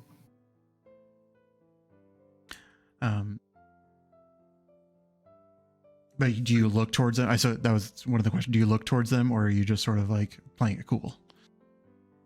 I think I'm probably playing it cooler than that. Okay. What you hear just sort of like like notes of interest and whatnot from this sort of like more hard, grouchy figure, as like when you not grouchy so much as like gruff, but they're sort of like making sounds that just sort of indicate like, oh, maybe a little bit of interest here and there. But the dice are once again distributed, and the bet now is 140. I thought we were. No, that's right. Drawda's out. Sorry. Yeah. Well, they look up again. Spike. I imagine Drawde scoots back a little bit, and Spike looks over and says, well, should I end it then? Think so. Well, that's up to you. I mean, I'm still having a good time, but I feel like the fewer people we have, the higher take the house gets, and should end it then. fine. If the party's over, the party's over, but we need to talk. So it seems like this establishment does quite well. Do you think you'd prefer to have a whole cask just for yourself, or for this establishment that you seem to frequent to buy it, where you can just then acquire pours of it occasionally? No, I want it for myself. I mean, suit yourself. We'll have to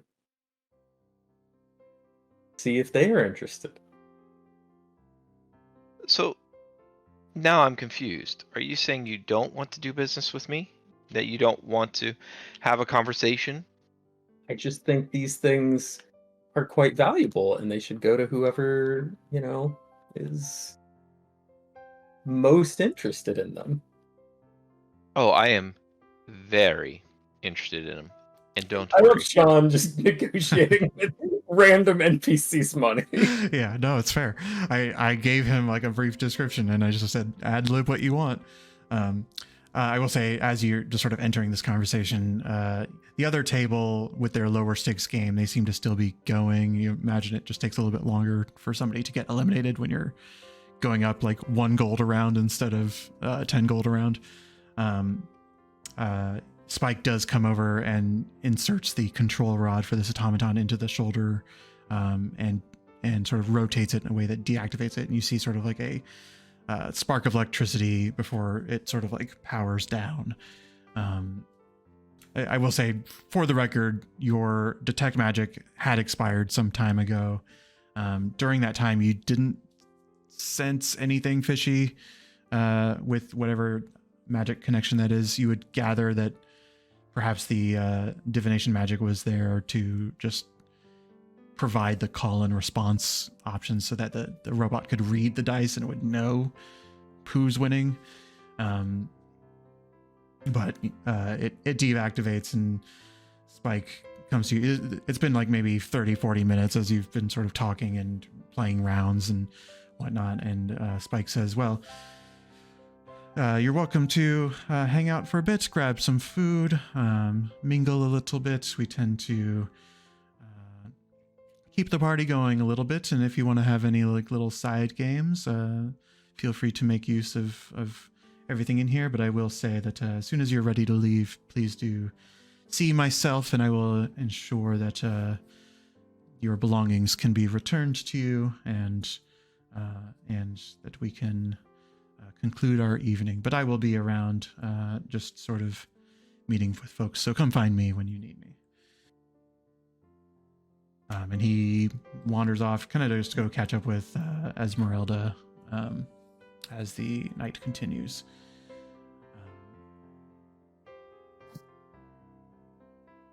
I think I fully abandon Flint to just have a great time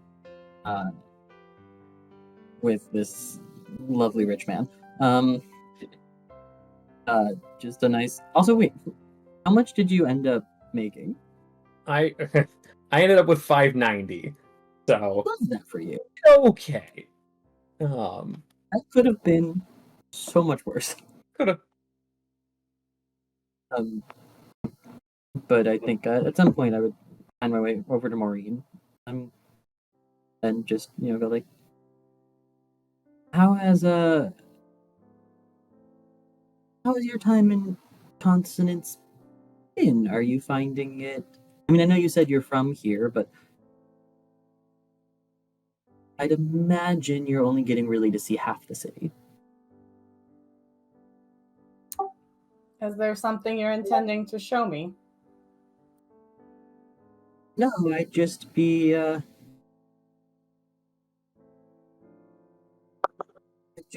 curious as to how your experience is growing up here, living here. I admit I don't know much about your family, and I'm sorry to say that I'm the ignorant one here, but share the same drink. How have you found yourself? I find myself well. I'm a wealthy woman in a nice city. That's great. I love that for you. Not a lot to do other than play cards and enjoy myself. It's terrible. Business is your family in? Business. How much money or how many tokens does Maureen have at the moment? 1,050. Oh Jesus, she came out on top. You see Esmeralda, and Maureen expects this, so it's not a surprise to you, but Esmeralda comes up to the table and sort of looks at your pot and says, for the drink, and she takes 50 tokens off the stack. Sort of looks towards Drawde, who busted, but doesn't actually make an ask of any kind. But you all sort of clock that Maureen has been charged for this blood drink. You also sort of hear at the other table that somebody does end up busting, and they're like, oh no, and then Esmeralda comes up behind them and says, if you could just come this way, we can discuss the repayment of your loan. um, in our sitting room. Maureen, would you wish to join us? Of course, I'd love to. And I will just kind of tip my head to Drawde as I get up to leave. Have a lovely evening. Have a lovely time. Just head gesturing over to there. Flint and more insight checks from the PCs at the group. Magnus, I'm going to message you just an awareness. I feel like Flint is already making some assumptions about what these loans mean. Yeah.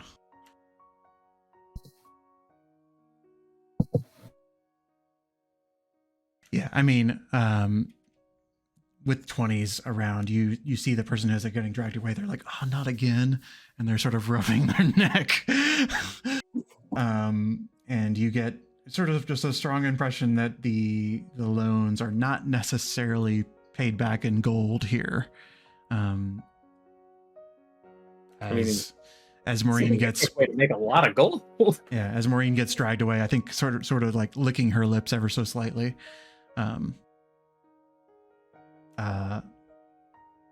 But you all remain at the table, just sort of mingling and chatting.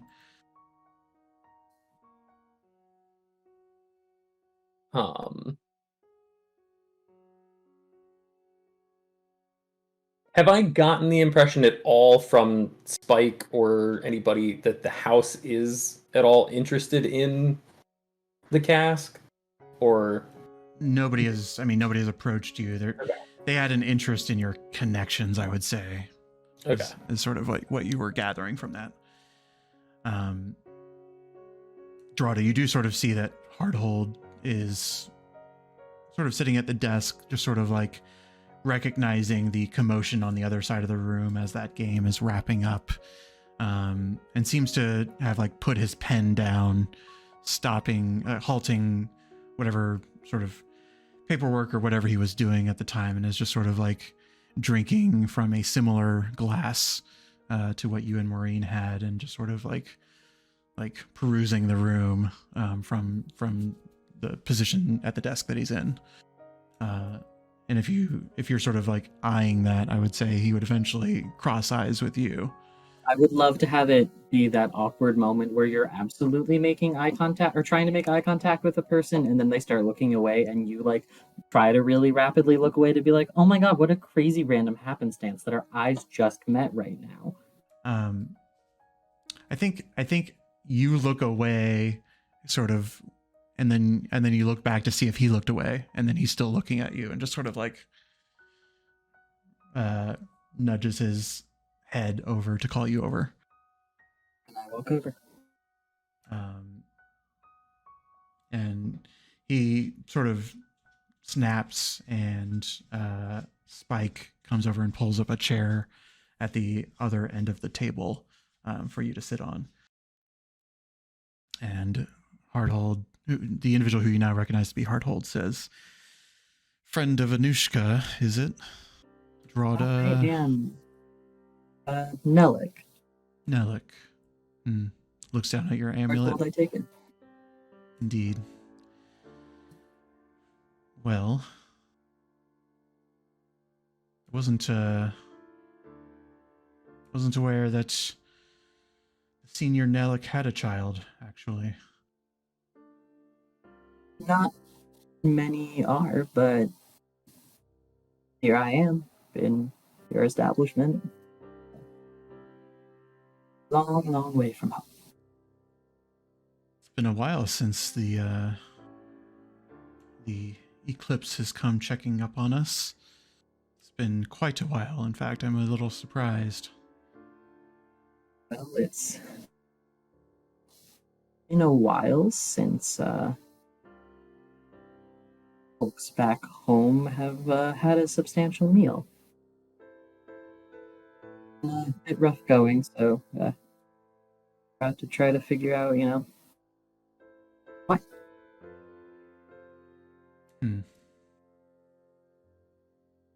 The thing is that we've ourselves been left out to dry quite a bit. Hmm. And some folks in the city are a little upset about that. So, Well, sounds like you've had some dealings with Chalice. But met once.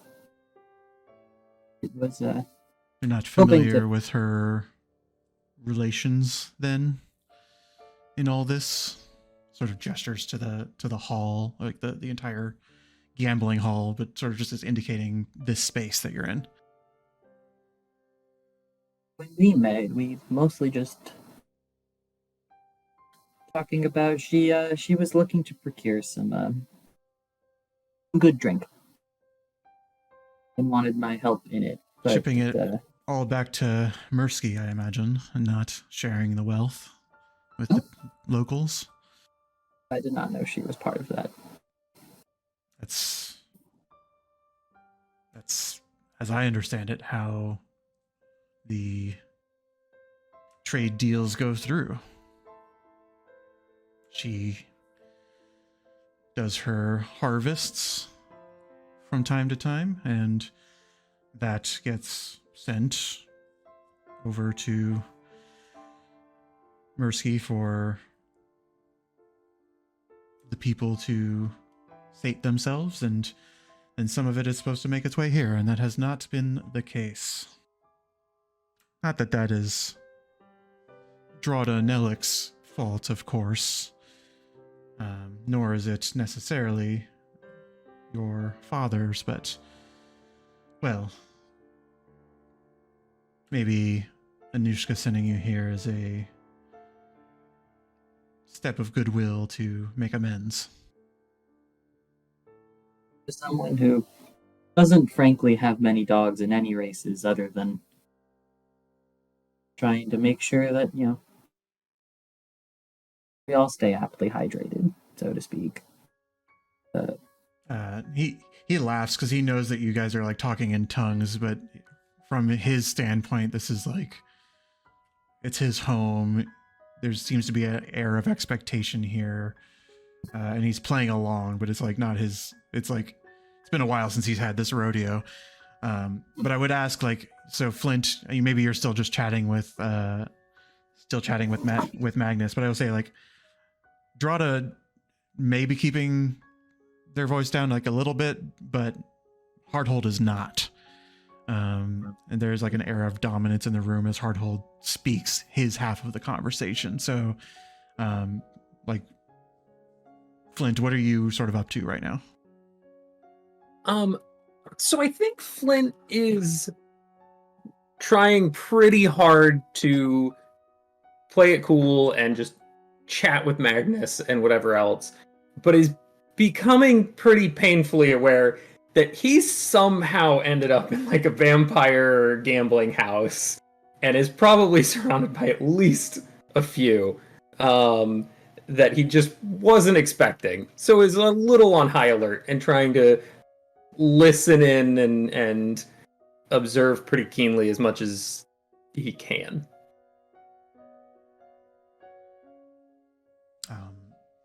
I assume Magnus is just like shooting the shit, trying to suss out whether Flint is for real or not. Yeah, he is all about that cast. That's all he cares about, because he's got all the money in the world. He don't give a shit. Yeah. But Hardhold, sorry, Jesus. I like probably said his name 5 different ways. Hardhold says, well, friend of Anushka, is this... I think Spike said something about you came here being told that we might have work for you. Is that so? That is so. I mean, as someone who's trying to go about making things more right, for us and people like you and people from home, I'm happy to do what I can and get some friends of mine, including that one over there, the one who's chatting with the guy who talks a lot, him. Uh,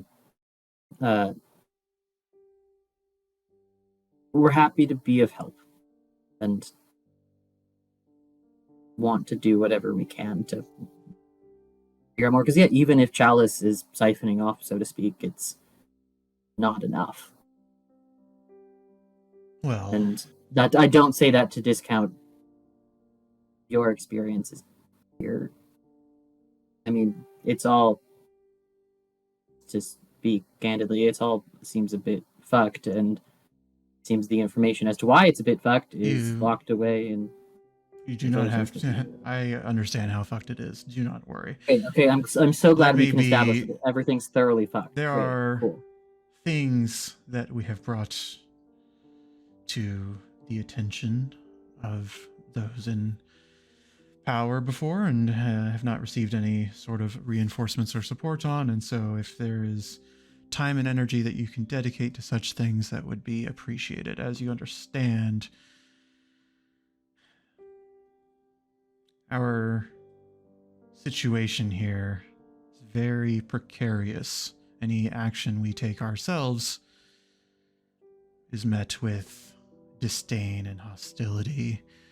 It's very hard to acquire what we need to survive from willing folks, thus sort of pointing to the gambling den, the burning needle. There are people who... Yeah, that's pretty good. That's pretty good. People who need money, people who don't need other things, and people who need those things. We make it happen. People... I was gonna say could make it just an honest transaction, and then I thought, they already tried that, and then the government said no.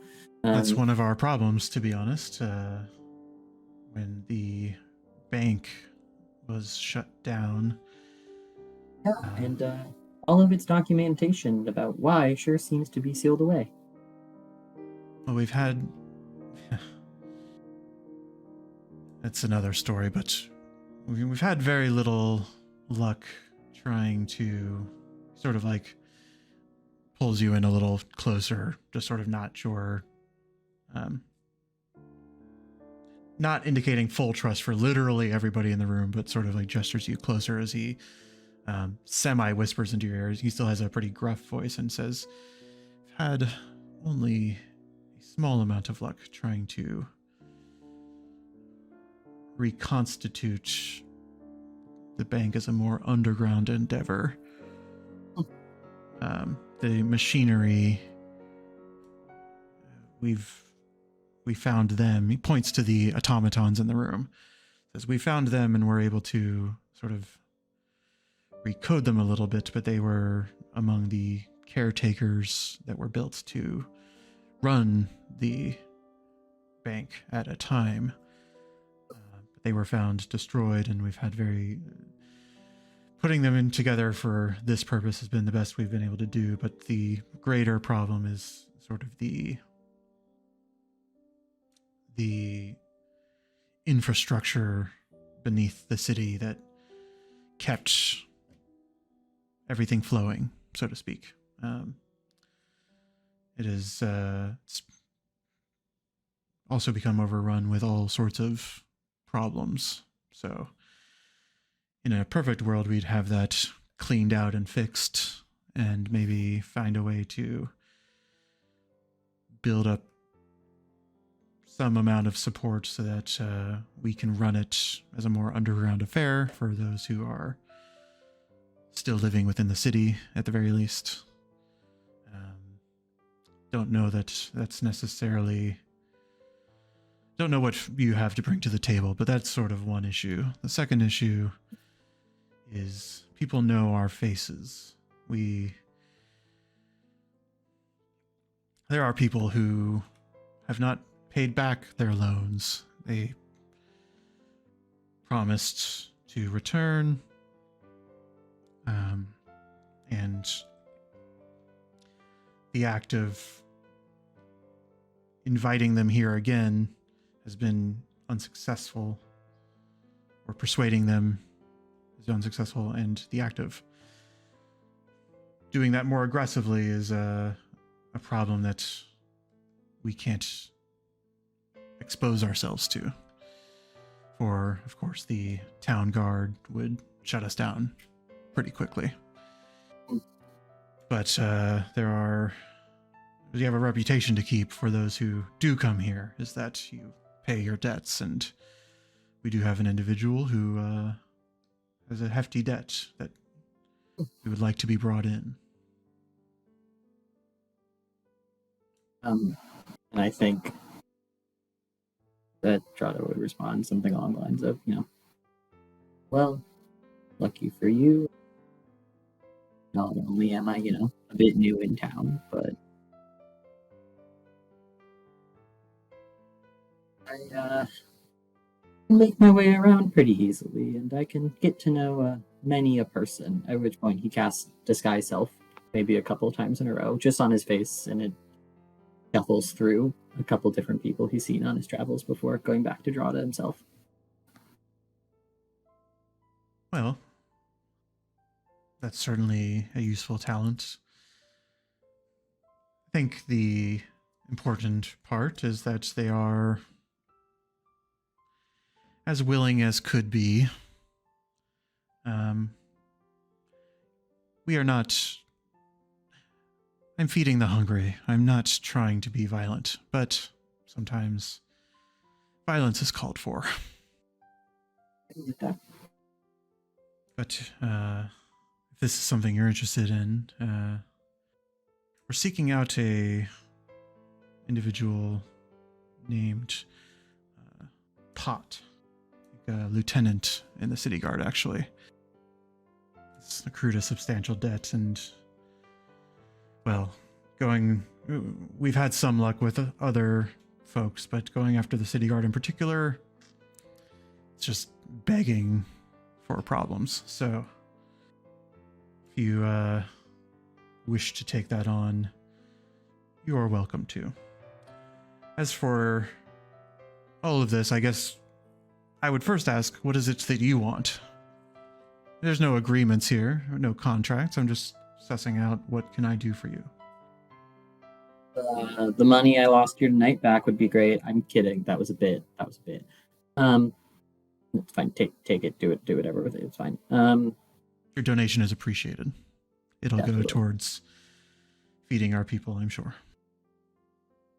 The corn and feed the children. Anyways, information, actions. Put it frankly, I've been tasked to get to the bottom of this, to try to make this right. And this work, I mean, it's charity work, what you are doing. I hope it doesn't have to be charity work that goes on indefinitely, so. Well, do me a solid, and I'll see what I can do for you. I know things, but I work with people who work for me, so I will open my mind and books to you as needed once a job has been completed. That's reasonable. And if you get the chance, do tell Anushka that, well, just urge action. I appreciate you in the form of reinforcements, but I know that I'm not the only person running an establishment out here. So, you know of other I mean, not to ask for too much information too quick, but if there are other establishments to which I could be of service, any recs? Within the city, I would not go past me. I mean, see that a number of places are fed. That's fair. I mean, I was thinking, we'll be coming, but I will be coming and going from continents. Then There are folks across the continent that are in need of some assistance. candidly, you bear that amulet. We've had a conversation. I need to know that I can trust you. That's so fair, and I'm so sorry for asking too much. No, you're fine. I understand and appreciate your eagerness, but let's get some work done and then let's talk. Pleasure. He nods, gives a nod to Spike, who's sort of like around the door area. You see Esmeralda walk back in. Maureen does not. But Spike sort of nods, just sort of like it's sort of the nod of like, all is good. Nothing bad happened here tonight. As you're sort of dismissed from Hardhold's audience at that moment. Any wrap-up conversation with Flint and Magnus? I think for sake of brevity, it's just Magnus continuing to press. I don't think there's for this just being an NPC, I don't think there's more to push on it. I mean, depends on how. I mean, do you exchange information? Like, is there any, like, what is the, how does this end? Magnus would push to find out how to contact you. I think I would pull Magnus in close and try and make this seem like I'm giving him some like super secret, information, or like making him feel special and be like, look, there's only like one of these that I could get my hands on right now, but like we could make it happen soon. It won't be like direct with Avendir, but like if you were interested, let me know how much.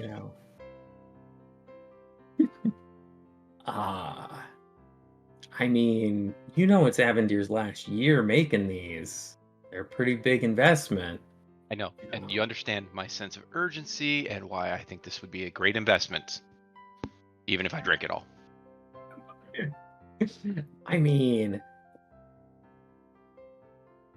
I feel like I've heard these go for, quite a bit in years past. I think 10,000 in the current climate's pretty fair. All right, fine. Meet me at. I'll find a place and. I think you would probably name somewhere behind the marble walls, like. I don't quite have that level of access at the moment. When will you? Behind the marble walls? We got in. How did we get in before? You No. You had a letter of entry from Avendir to get to the airship. Could you supply us a letter of entry? Are you going to bring me a cask? I mean, if you're willing to pay 10,000, we can make that happen. Where are you staying so I can get you the letters of entry?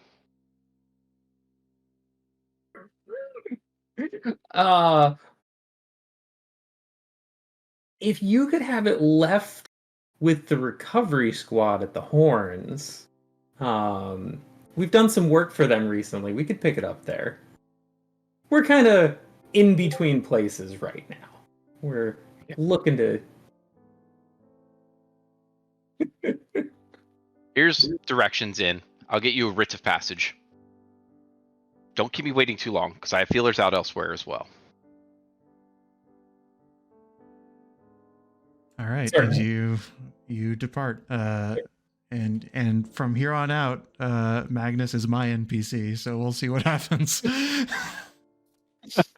He made Sorry, Kevin. a verbal No, it's fine. agreement for 10,000. Let me give Flint one more insight roll, just to be like, now you sort of feel out how real is this guy, as you're sort of walking away from this.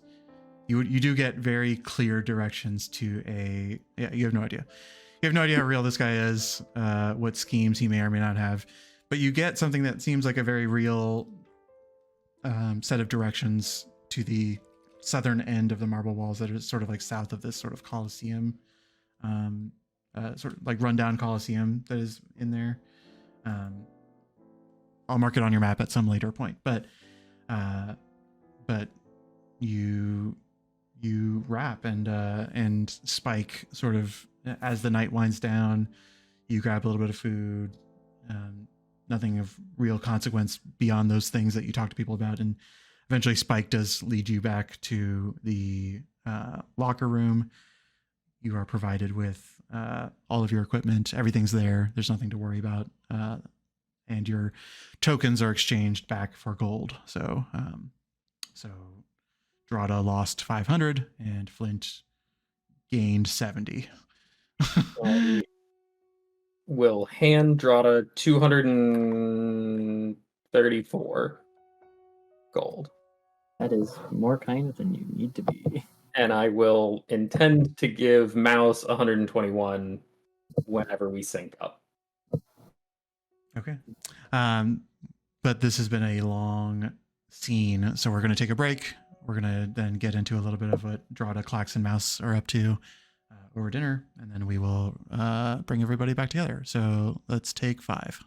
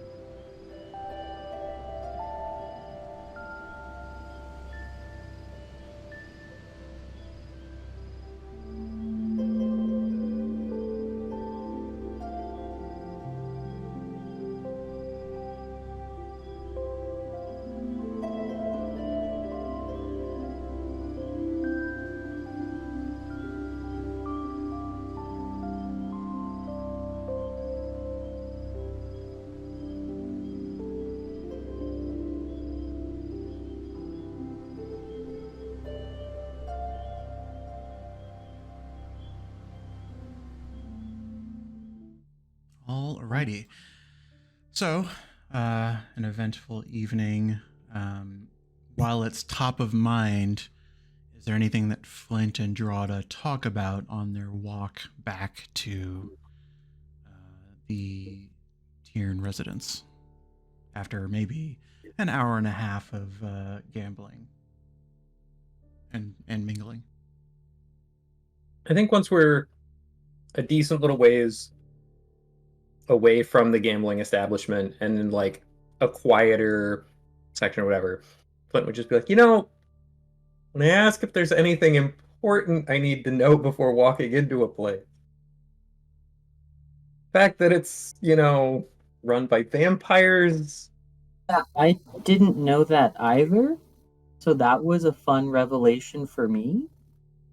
Okay. Yeah. Sorry for that shocker right there. It's fine. Just was a little unexpected. Yeah, honestly, hey. Drawde, also roll me a d20. Roll d20. Okay. All is fine.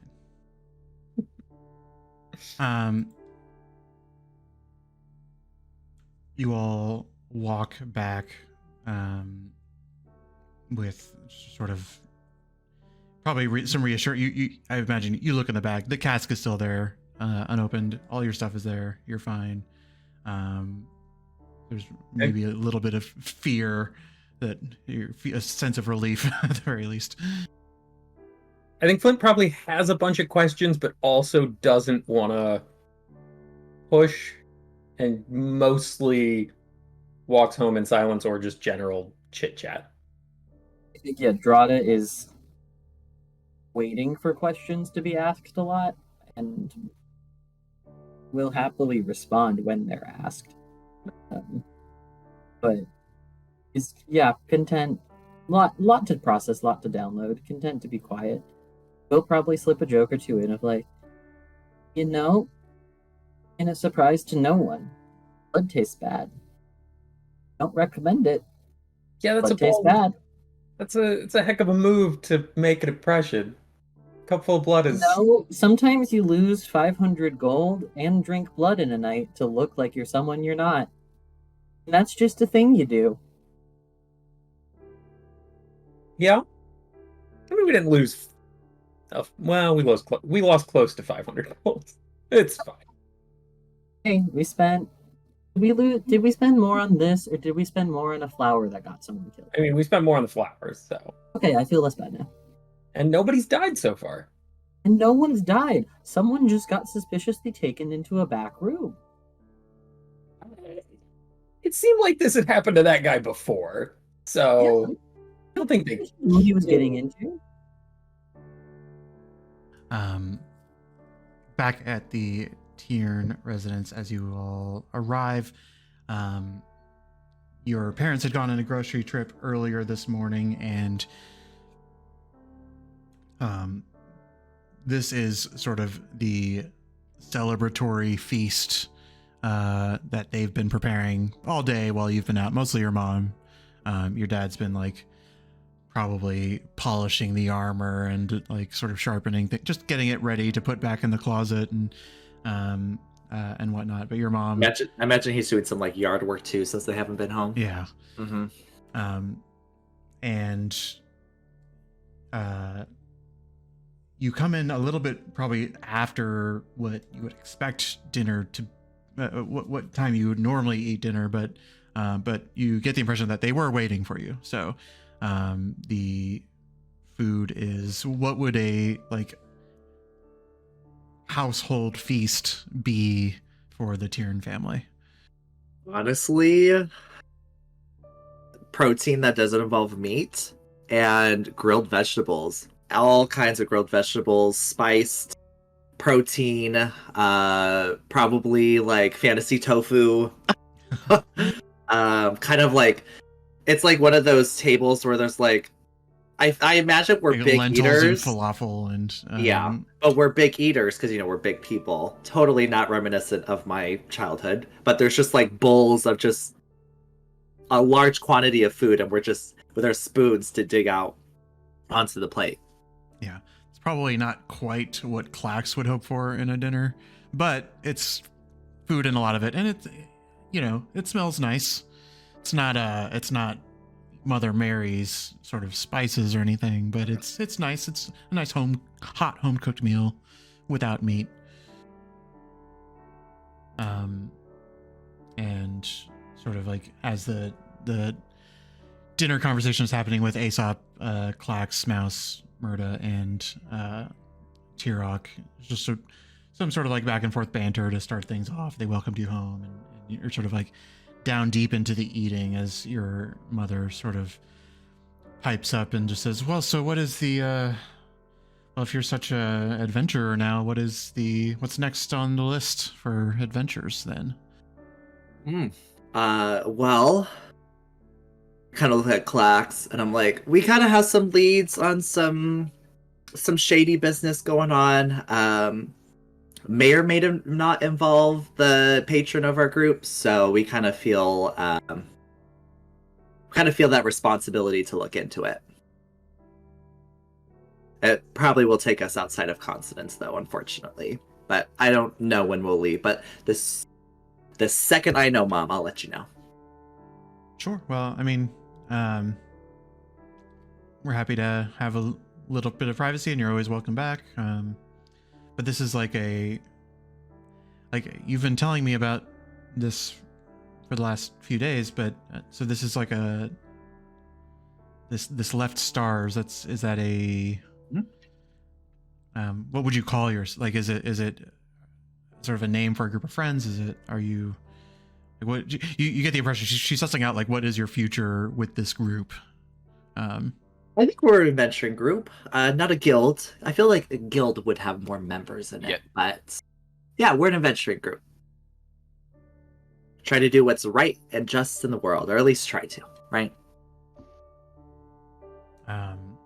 Looks towards Clax, and Murda looks like she's about to say something, but then Tirok sort of speaks up and says, "And you're keeping them all safe, isn't that right?"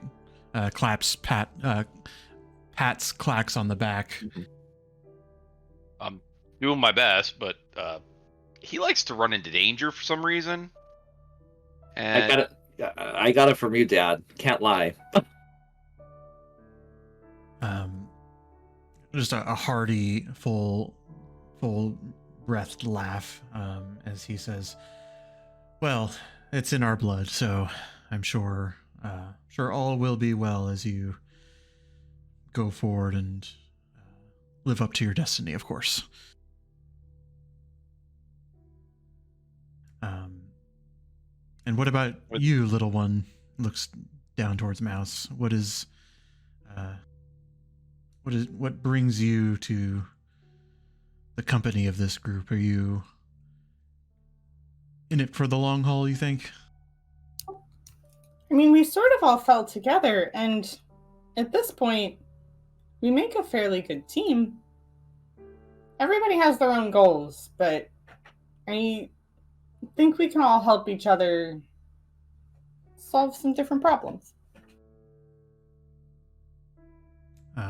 Murda speaks up and says, "It's good to have capable friends alongside you. So, sounds like you guys have quite an adventure in store. I mean, of course, I don't know that we'll always have the space for all of you, but you are all welcome to come by, and your other friends as well. Are they coming back for dinner, or should we start putting stuff away?" I mean, there's plenty leftovers, so I feel like I can help you start putting stuff away, and if they want something, I'll take it back out for them. Very well. Is there any conversations you would like to have with this small group before the others return? Between final bits of eating, dishes, etc. I'm gonna look at my dad and like Clax at the same time, and I'm like, I'm gonna say, Clax, I know we briefly talked about this, but I think while I'm here with my parents and I'll look at my dad, I kind of got medium armor and a shield, just to like toughen myself up a bit. I kind of would appreciate if you could teach me a few things, Dad. What did you get? I'll pull it out. I'm like, Well, you ordered it. You don't have it yet. oh, that's right. I got some like tougher armor, so I don't Like, get hit all right. easier. Yeah, I mean, it can be pretty heavy, but you're a growing boy. I'm sure we can make it work. Mm-hmm. I'm strong enough, Dad. Please, you saw me on the battlefield. Clax just gives a side eye over to Aesop's dad. Well, we got well, all right, all right, you it looks towards Mouse and Murda. Is like, you guys got all this dishes. I mean, oh, go ahead. Sure. All right. You out. Points towards Clax and Aesop. Oh, I didn't mean now, but okay. As you're leaving, I like slap you on the back and say, "Don't think too hard. You've got this." And I will cast Enhance Ability and give you strength. Thank you. It's just advantage on strength checks, right? Yeah. Perf. And I would say over Clax, you can tell me what your role in this is, but first things first is that his dad pulls out the armor that he just polished and put away, which I believe is technically heavy armor. Let me actually just sort of confirm. T-Rock, yes, he does have plate armor, which you've seen him rolling out, and it has a number of different like facets and hooks and stuff to it. So he just takes off the breastplate as a sort of like starter set of like medium armor rather than the full plate, and he affixes it to Aesop's chest. One thing, you're not really like a magic person, you don't really know how this works. Aesop, you've seen this happen, you don't know the intricacies of it, but as he attaches the breastplate to you, you actually do see that it shrinks to your size. Oh. And so clearly magic in some form or fashion. But this is functionally, for the moment, heavy armor that has been fitted to you, but it weighs you down in ways that make you sort of not used uncomfortable. to. Yeah. Yep. I will say your carrying capacity also doubles, so it's a little lighter than you expect. Yeah, sorry, you're correct. I would say the weight of it is okay. It's the mobility is more of the issue. Like, you're not used to not being able to turn around, 90 degrees at a time. Go ahead and roll me a strength check with advantage as you just sort of run through some drills in movement, and he's kind of going over some of the basics with you, but Oof. should be a 15. Sorry. No, it's Yeah. good. Clax, are you participating in this or just sort of watching? I'm watching, but more from. I think the only area Clax would feel comfortable providing guidance over anything Aesop's dad's given is the shield handling. Being someone who's prided himself in his shield work, like, nope, if you're moving in this, make sure that right elbow stays tucked in, and stuff like that, or left elbow, whatever. And as you, that would be your key role, right? Because the recovery squad, they use two-handed glaives, right? And so I would say T-Rock is just like I don't care about that, and he just focuses on the armor.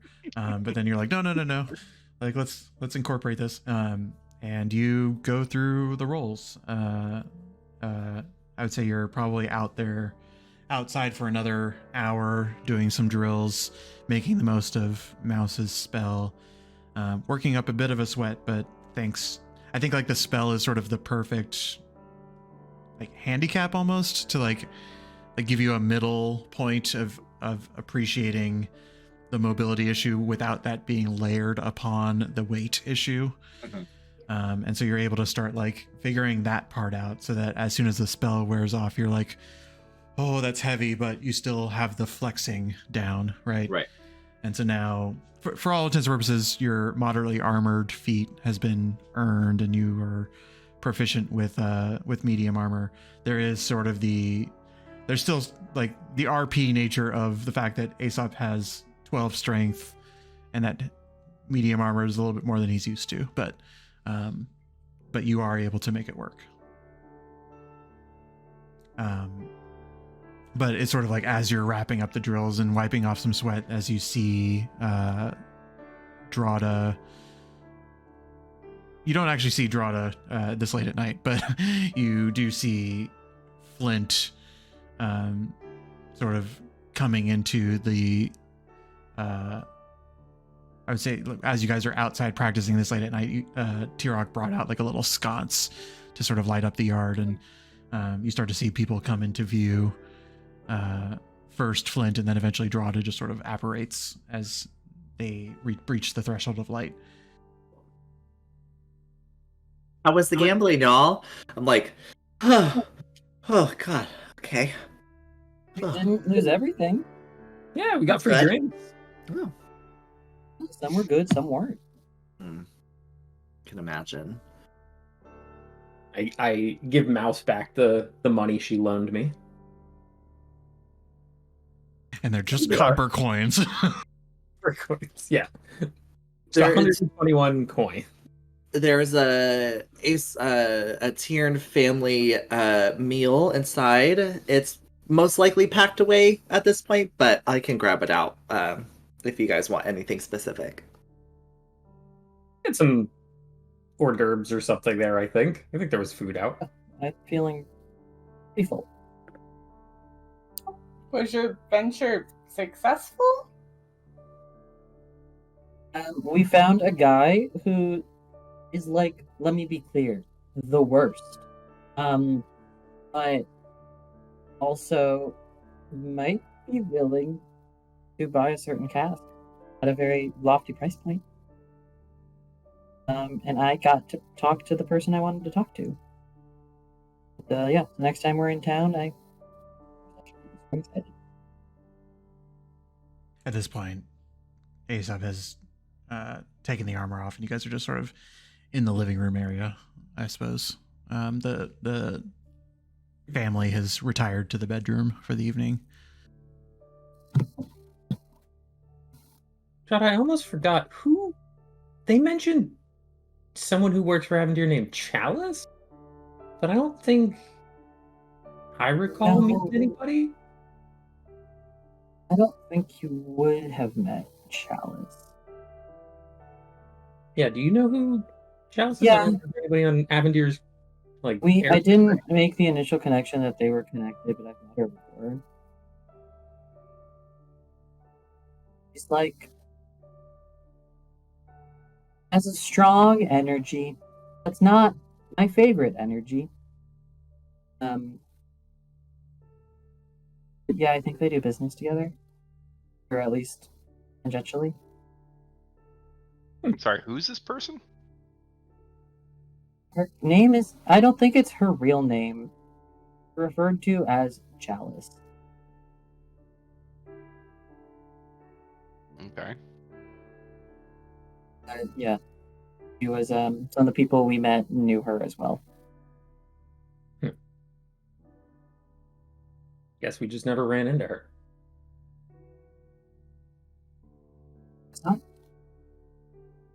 So wait, how was the gambling hall? Because I went to Titlefall, so I was here for quite a while, born and raised too. But I didn't really have the money to like really feel like I could go inside. So how was it?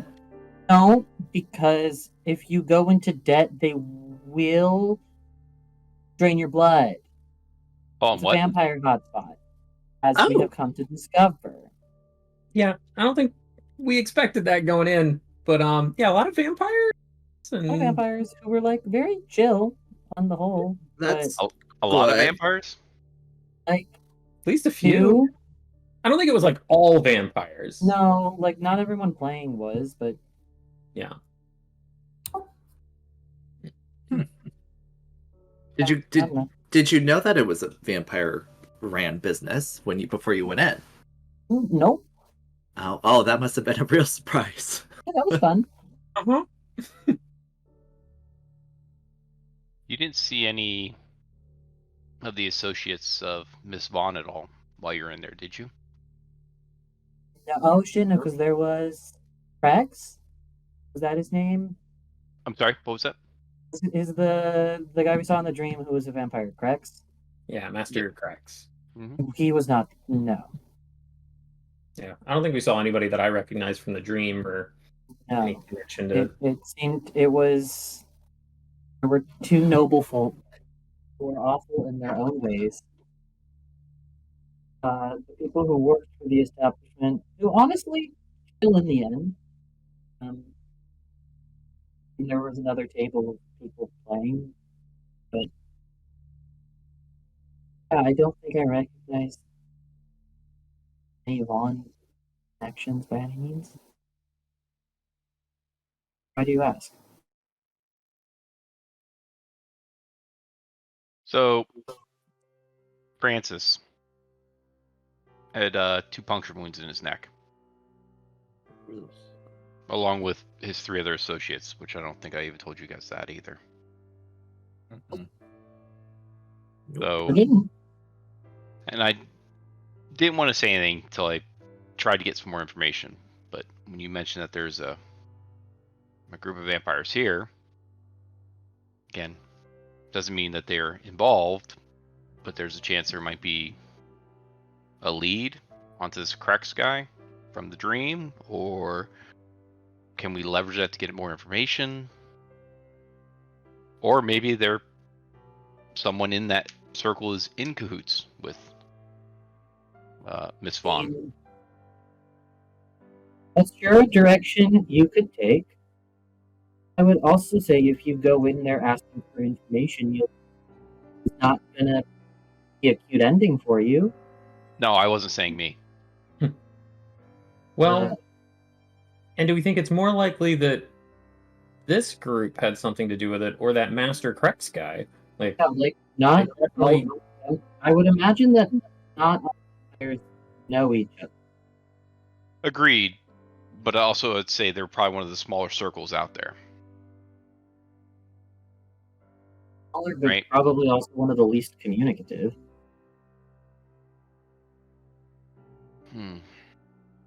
They don't seem to be very, at least, like group centric, like my people are. They kind of just all seem to be doing their own thing, unfortunately. At the same time, I mean, if there's a vampire out there, associated with Selny or, dealing with the red flowers or vapor or whatever, this group might know it. So if we do them a favor and get them to build up some trust, maybe they'd be able to give us some info. Fair ask. I think building up trust first feels important. Okay, what are you thinking? I mean, we have a job offer if we're interested in taking it in the meantime. Well, I'd be cautious against any job offers. Like, we really need to start thinking about going after Vaughn. So, I mean, I understand this. If you want to ask them for information, you need to prove that you are a trustworthy source. So if you want to go through them, you have to do something for them first. Yeah, but if this job is going to take, 2 weeks like we just spent, and again, I know it's not a job, but going after Aesop.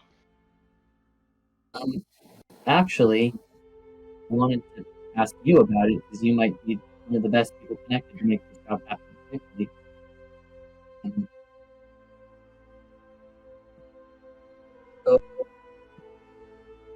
Jacob, you're cutting out a little bit, unfortunately.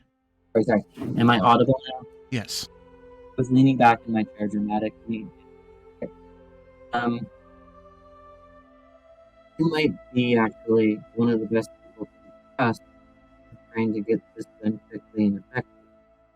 It would keep us quickly and effectively. It'd keep us in consonance for a while. I don't know if that's goal. But there's a certain city watch member, who sure owes them a fair amount of debt. They're looking to collect.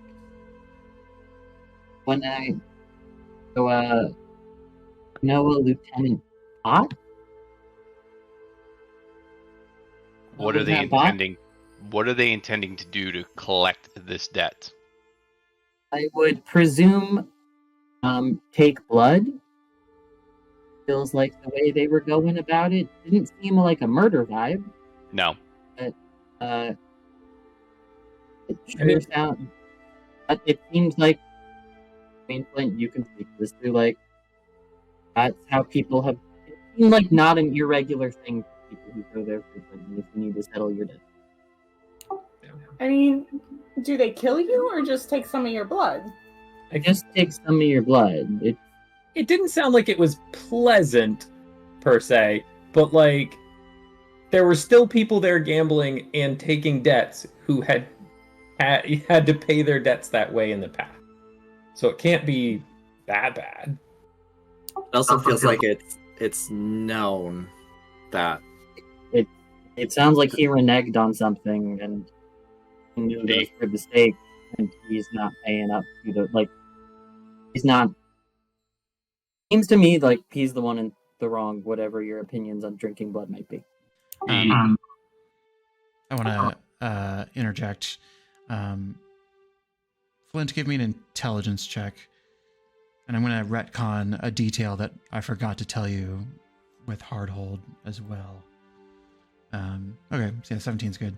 Hardhold would have said that it was a 500 gold debt, the equivalent of it. Flint, with a 17 intelligence check, sort of seeing the exchange between Maureen and Esmeralda, the 50 gold withdrawal, it just sort of tells you something that it's like not an insubstantial amount of blood.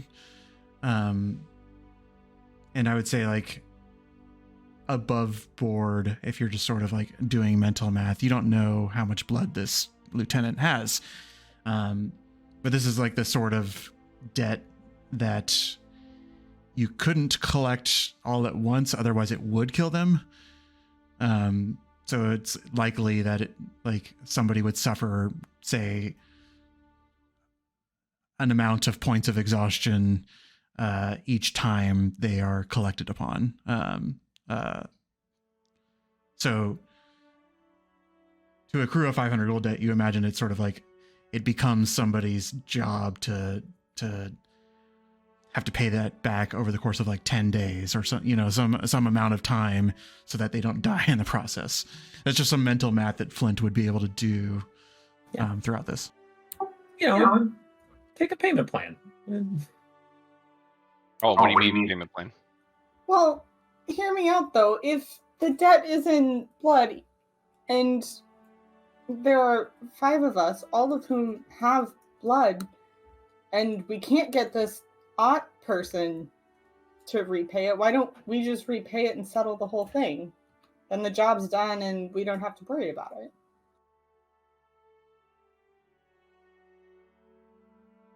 My hunch would be there's at least some amount of principle in the ordeal, and that I'm fine with us all helping, but I think Lieutenant Pot should also be involved. He thinks that you're probably right, and that they would kindly take a donation as well if you were really jazzed about that. But they want their guy. I mean, I'm saying, like, if we're all willing to help him pay off his debt, that's fine, but I think it should be helping him, not just us and never going to talk to this Potts guy. So yeah, Flax, does that name ring a bell? I do not know a male named Lieutenant Pot. Such a specific way of phrasing that answer. You're say, do you know a female name? Do you know a woman or an agendered or non-binary? Yeah, to be clear, Hardhold didn't say a gender. They just said Lieutenant Pot.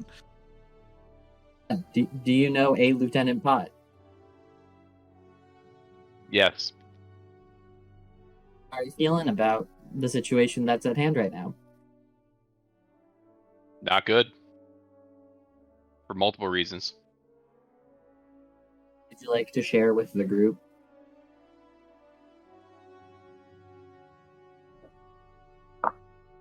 I need a minute. Time. Flax walked outside just to get a breath of fresh air. Oh, that went better than I thought it would. You guys think Clax is okay? No. Been off lately. Like, just mean- grumpier? I think he'd like us to make some progress on this Selny stuff, and admittedly, like, the city's looking a little rough right now. We've been putting it off. We probably should. I mean, we have avenues to pursue. We can go off, we can leave the city and we have places to go. We got options in the city. I mean, if it's helpful to him, I'm ready to help. I agree. It's his protagonist energy time. Is that the title of the next episode? Clax, you cool your jets a little bit. I think there's like a layer to this thought that you're putting together is a continued pain in your shoulder blade, from the sort of whatever star thing happened to you. It's still just like the itching has gone down. You haven't really sensed any other side effects from it yet, but it's just sort of like little frustrating pain that you can't get rid of, and it's just sort of like irritating you beyond the emotional irritation that you feel as you're sort of thinking about this. Just no, not even feeling it, knowing it's there, just kind of scratch a little bit, just trying to piece together what to do, right? Because torn, like, we could go after, like the distribution place, or go and try and find the source of the flowers or anything, but that's travel time. It's going to take time to get there. If we help out this den of vampires, essentially collect the debt, do we gain enough favor to maybe get some leads on some, and it's all maybes, right? There's no guarantee it works. And then more importantly, this isn't just, Lieutenant, this is, Yeah, you can reveal stuff with the party if you want to, but yeah, it's like slightly personal. Yeah.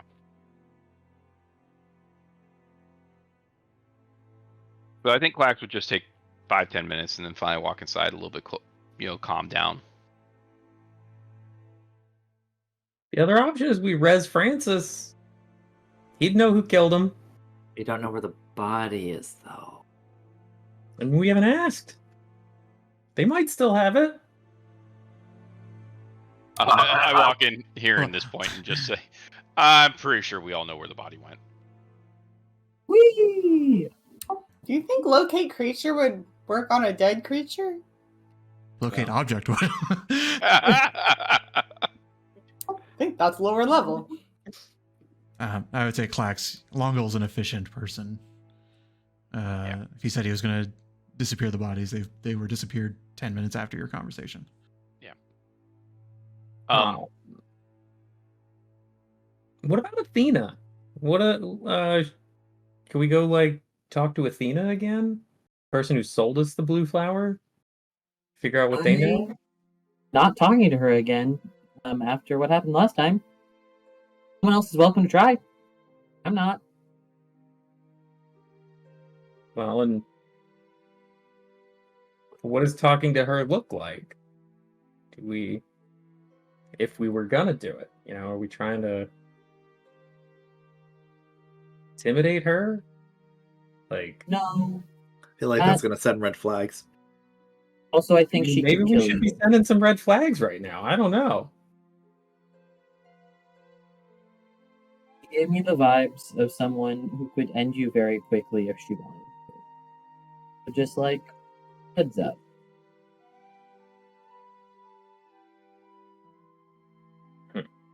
Clearly, Selnavan has a group of, or a vampire Master Cracks to send out. Clearly, she has people to send out for assassination missions. What's stopping her from sending it out against us? I mean, that Master Cracks guy didn't seem like they wanted to work for Selmy. That's if true. we find them, maybe we convince them to, come work for us or bail or something.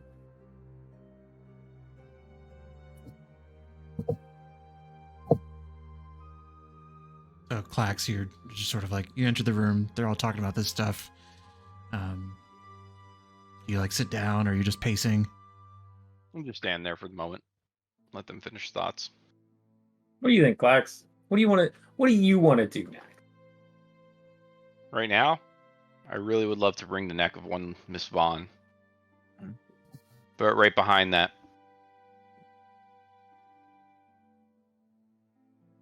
I need to get Pot out of trouble. And I don't mean to be rude, but turning over a city watch lieutenant to a bunch of vampires to have their way with her doesn't seem like a great idea to me, for a multitude of reasons. And even if there is a debt to be repaid that can be repaid over time, I'd rather find another way through it. What does another way look like to you? I don't know. In case you guys haven't figured it out, I'm not the smartest guy in the world. I generally run in and solve things with brute force. All I'm saying is, if there's a debt to be repaid, I don't mind making that happen. And if it's a debt that in the long term does not harm a person, I don't see a problem with that.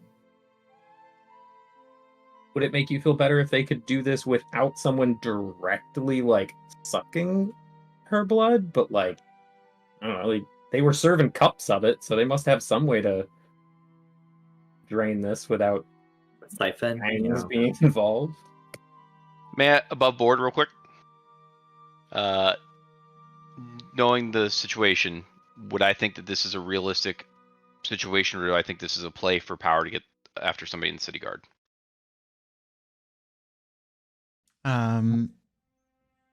If I would know that, yeah. And there's a chance I wouldn't know it. Give me a Based on history. my backstory. Yeah, give me a history check.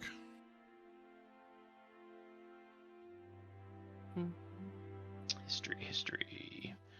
Because I can't. There it is.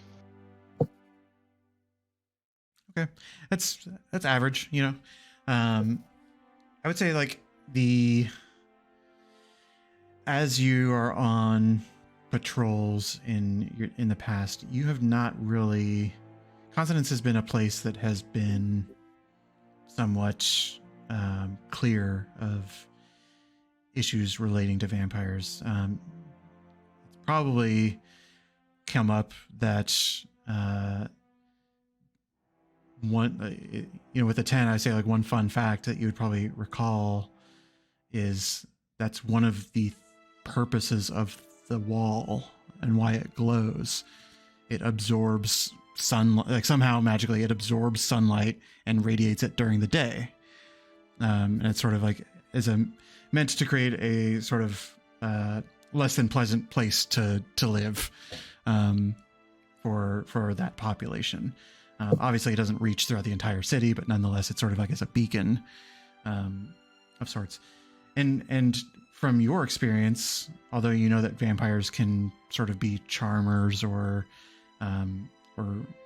they have some supernatural powers that might be something that they play with, you've never really had to respond to bite mark injuries in the past.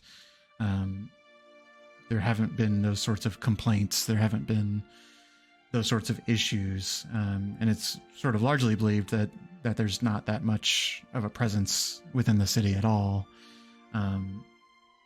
So for them to be making a play at power would be a little far-fetched, because there's sort of a impervious army or impervious wall that they couldn't really even breach. And while there's not a whole lot of infrastructure beyond that to deal with any negative vampire presence,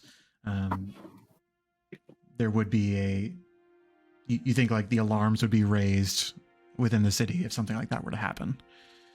So I think summary is that your read of the situation is that it's probably a pretty honest need of theirs, and Pot found herself for whatever reason, she collected a debt somewhere that she shouldn't have been, and this is just the reality of the situation. If it makes you feel better, Clax, the general vibe I got from the place is they're just, well, I don't actually know how much Flint overheard of these conversations, so maybe I shouldn't say that, but they didn't seem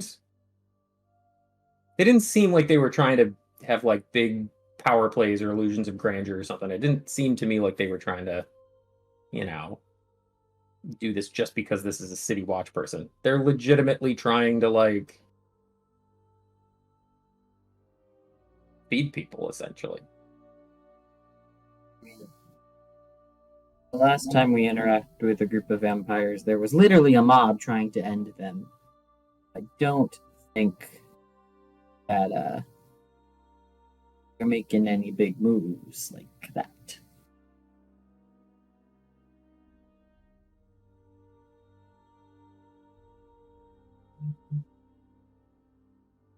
Do I know do I know which precinct that squad's in right now? I would say you probably do because, well, yeah, because you worked with them just 2 seasons ago, so you would have had the rotation schedule. Let me just look it up really quick. Continue talking as I find it, because it's somewhere. So here's the deal. I if Pot has gotten herself into trouble, I want to do what I can to get her out of trouble without putting her in a bad spot or giving undue attention to her situation. Because if she were to miss extended periods of time of work, having to call out, or couldn't perform her duties and end up costing herself or her team injuries and or lives if something went down, that would not be a good situation.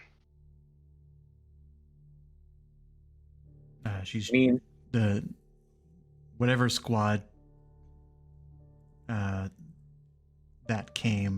Pot would be leading was in the Van Century district. You would expect. In the Van Century, the northern. Gotcha. Yep. I mean, is there any of us who are not willing to help with this debt? Like, contribute some blood? Do they want Minotaur blood? Does different blood make a difference? I'm actually not sure, but I'm here to help. The people they were drinking, they were human? Did we notice any specific? So the individual who was pulled aside would have been an Air Genasi man. Yeah. I mean, it seemed that they drank Genasi blood earlier tonight. I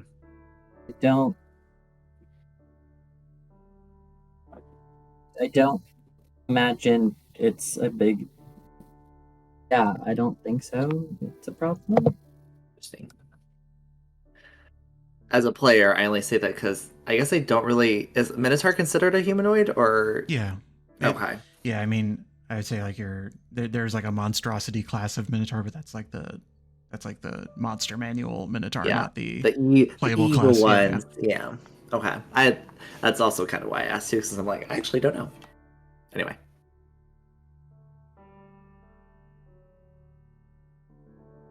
Let's get some. Oh, go ahead, Mouse. Well, I was gonna say, now I'm kind of curious. Should we do a little test? Everyone, let's all drink each other's blood. No. Taste. No, please No, not just on like- my parents' I'm like really cutlery. getting like no. some like subtle notes of like iron or like I feel like white blood cell count is like really tasty. Let's not do it inside my family home. How about that? I mean, we've Let's- all tasted our own blood, so how different is somebody else's? Probably a lot.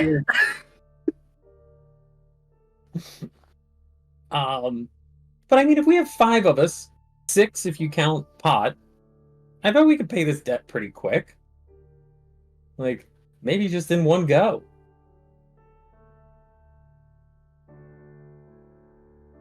What could go wrong? A lot. There's the. I have a feeling Pot's not going to be super jazzed about forcing to pay a debt she clearly does not want to face. So there's the whole getting her to the burning needle.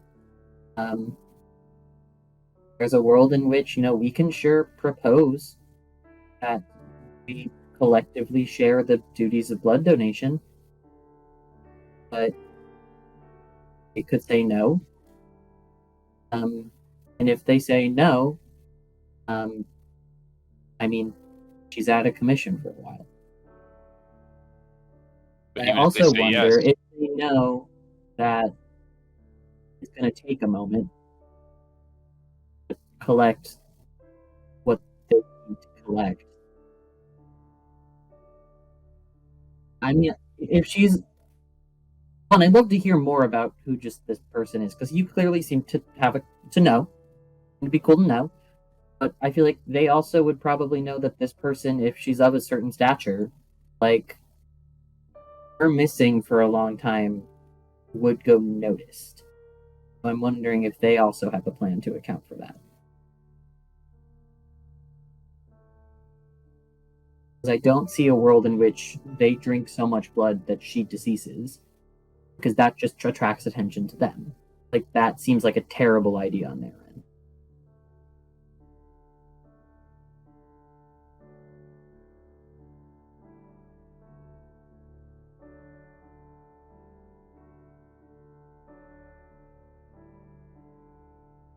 let me talk to her About what? to understand her side of the story. We've only gotten one side, and that side has come from the sounds of it, a really shady establishment. Really shady is words that you are sure putting in there. They gamble. I don't think they make any bones about that. Like the rules are clear and They everything. seemed pretty transparent.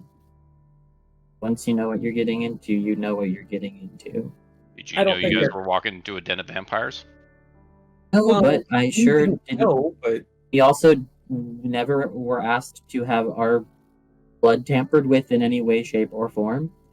It's like, oh, I'm walking into a bar of a bunch of genasi. Do I need to, like, oh, wow, we walk into Mother Mary's and, like, wow, there's tabaxi there. Like, people congregate. Yeah, people congregate, but one of them feeds on the other. Not People eat tonight. meat. And also, it seemed not unconsensual. If you struck a deal, it happened. I think Clax has a point that maybe we don't actually know what this debt's about. And maybe talking to the lieutenant's not a bad idea. I don't think it's a bad idea. I wouldn't mind coming with you, if that's okay. Here's my worry. I don't think talking to her is a bad idea. Let me make it clear. But if she somehow knows that we know about this debt, are bad things going to happen to this group of people who are, again, collecting on what they are owed from what we have, the information that we have been given? Is power going to be abused towards them in an unlawful and unokay way? Or If she knows that we know, it's like she's gonna run off and like we're gonna have to track someone down that we did not have to want to track down. Just because we talked and it came back to bite us in the ass once doesn't mean it's going to every time. Absolutely. And I'm not saying no, we shouldn't. I'm just I want to make sure that again, if we are collecting someone's debt with the end goal of getting more information so that we can get to figure out either who killed Francis or what the fuck Selmy Vaughn is correct and the whole Selmy Vaughn shit, all that she's up to. I want to make sure we're not stabbing ourselves in the foot at the start of the process. Because if this goes south because we give someone information at the start, not only are we back to Plan Zero, we've lost it. I am hearing your concerns. I'm talking to Pot. I don't think anybody's saying not to. Talk to Pot, understand their side of the story, see what's going on there. But it just seems like a reasonable lead and not a terribly hard debt to pay off, especially if we all help her out. I would love to accompany the talking to Pod. I'm sorry, say it again, Drawde. I would love to accompany on the talking to Pod. Okay.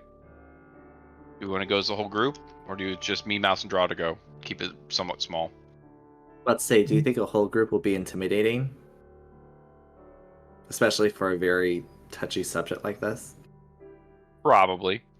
I mean, I'm happy to lurk. I'm happy to lurk and listen. I don't need to be part of the conversation. Because then I could take Mouse. No offense to Mouse, but Mouse, you're pretty disarming.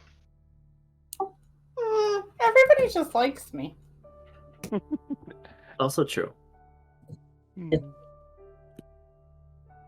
then Drawde, you can lurk to make sure nothing ridiculous is happening.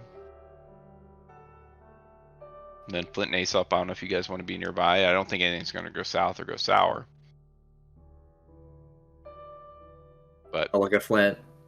Just in case. I mean, we don't have anything else to do. Alright, so if we're talking to Pots, maybe dealing with this debt, maybe not. What else do we have that we could do in the city that would, further this Selmy Vaughn whatever cause? Sneak over the marbled walls and strangle the bitch. That's a stretch, but maybe. Not rule it out, I guess. I'll make sure to write that down. And Plax, there's actually a therapist just down the street if you want to go and pack some.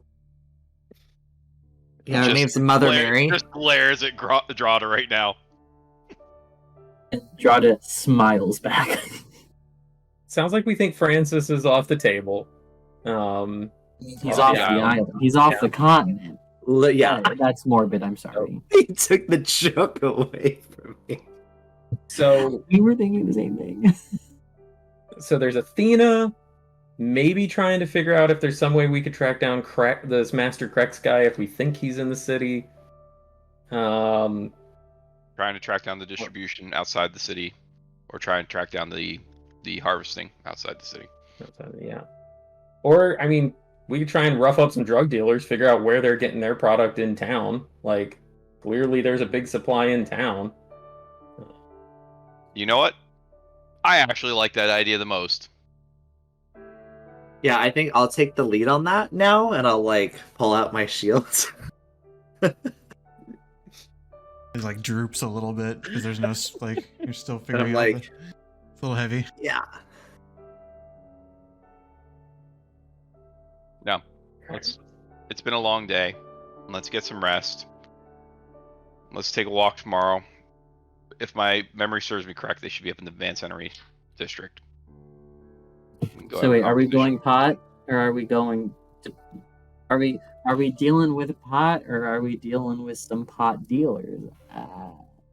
Sorry, that. Either way, the conversation with Pot needs to be had. There's a lot of hours in the day. Drawde takes 4 psychic damage. No, that's fine. It was Mouse will heal you because she giggled. And again, I don't mean to pry, and if the answer is no, I don't want to talk about it. That's fine. But before we go confront someone about a substantial debt, especially given that, you've alluded to how much City Guard make, 500 gold seems a lot. Any more information on this person would be great, considering you clearly seem to know them. Yep. And if you're not willing to say more, that's fine. Not at this time. Okay.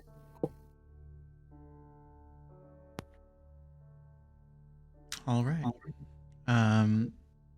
Drawde's thinking you absolutely fucked at some point, and that's the conclusion he's come to. That sounds like a 17-year-old. Well, is there anything that people do solo or pulling anybody aside this evening before resting? As the group sort of disperses and sort of comes to terms with like, all right, we'll start fresh tomorrow. Is there any other conversations to be had? Do you have any good people that could work at our guild if we start a guild? Like, the only name I'm really coming up with is Nal, and I don't remember where Nal is. It's somewhere far away from here, I think, at the moment. She works for Avendir now. I was She's on the about to boat. say, she's up On the working with airship. Avendir. Oh, you're right. They were on the boat. Mm-hmm. Mouse, what about your friend back in? I have a couple of friends I could ask. I think you all met Fern back in Vin. Do you think Jory wants a different job?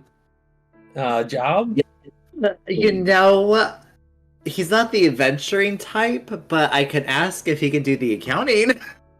Well, I mean, if we're just looking for like a crew to just maintain a base of operations for us and stuff, I don't think they all have to be adventurers necessarily. I'll ask.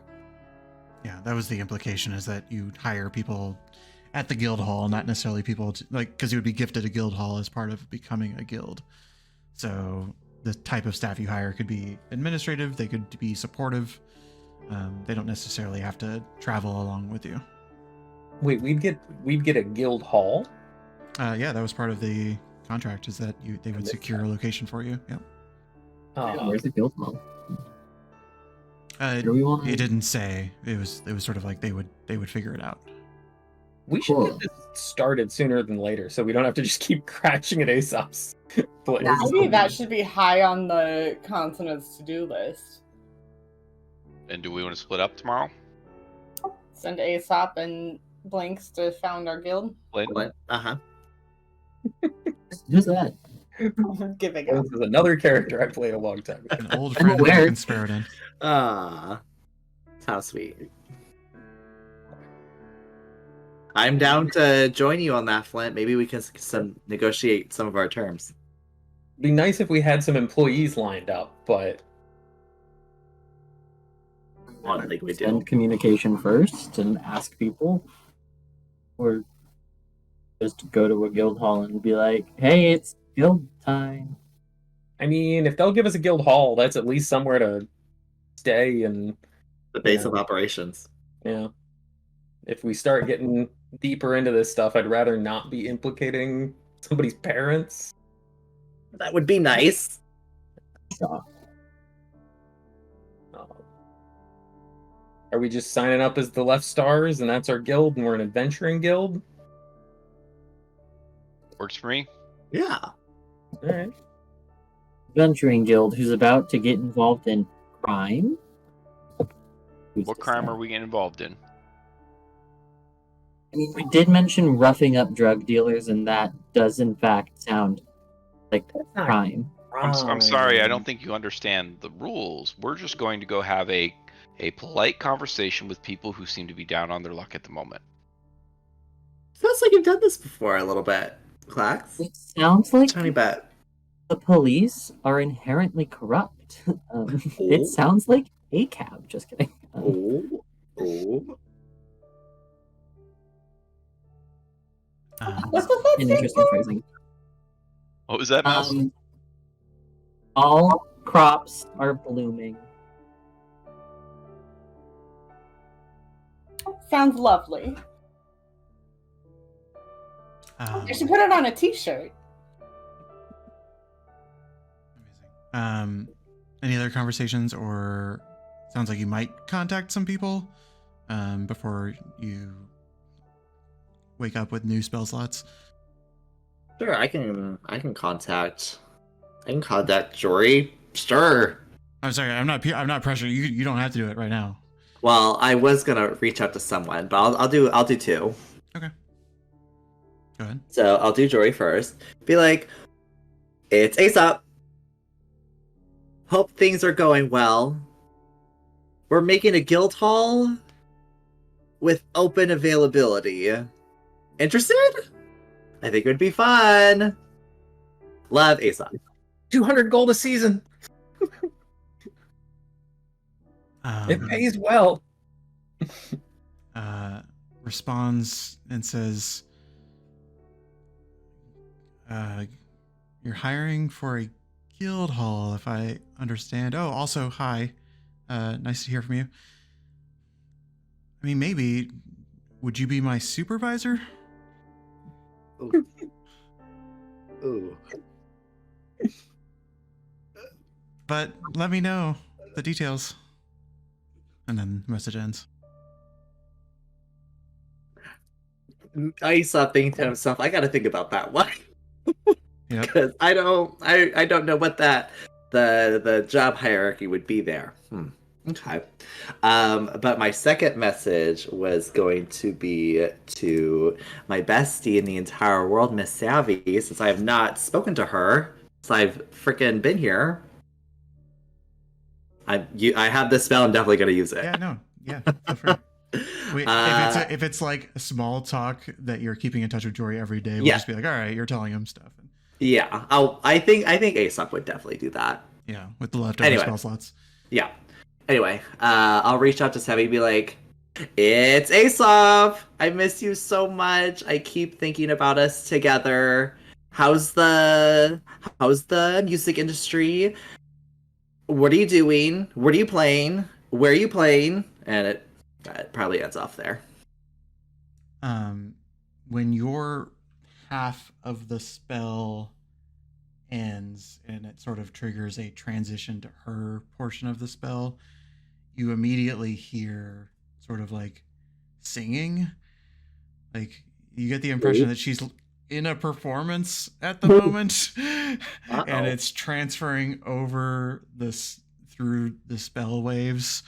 And it's like, that's a nice little reminder, but you do like hear like a little like pause or hiccup at the beginning, but she resumes in fashion and style. And I think she's like canonically like a more of like a violinist, or string instrument player, if I recall. But it probably occurs to you like, oh, she's expanding. Like she's like normally she would be in a more supportive role. Right, in the orchestra. Yeah, and so you're like, oh, she's doing something a little bit more involved. But unfortunately, like she doesn't have the breath to communicate back to you in this moment. And you sort of make a mental note that like, oh, like maybe I should contact her in the mornings. In the morning. Yep. Okay. Whatever pause that you got though was like a surprise, not a like humph. There's no like sadness about it. Right.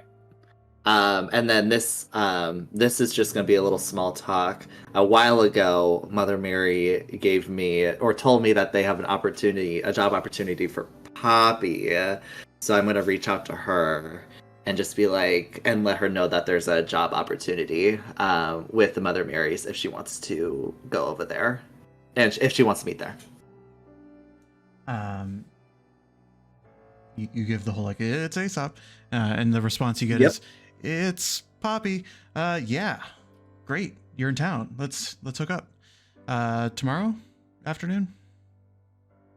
It's my third. Well, I could do it at a higher level. Yeah.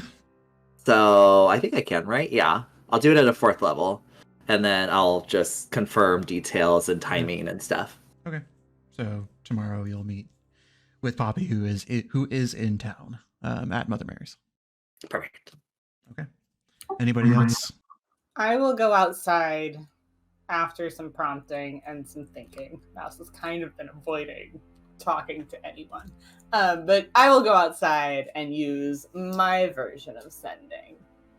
Lay out my star map and look up at the sky. And I will message Button Happy Bottom. Alrighty. You feel the connection come in through the stars. And you feel that connection resolve. And I will say, Button, it's Mouse. New trick. Haven't found a new way home yet, but I might have a place to stay and some work if you and Dawn are available. We're in consonance right now. Where are you? You get a reply. It says, "Oh, good to hear from you. Dawn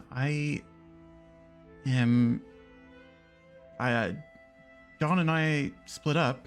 I think she headed south at the crossroads, and I headed north. I've been through consonants, taking a ship from Cliffwatch to some observatory I heard about."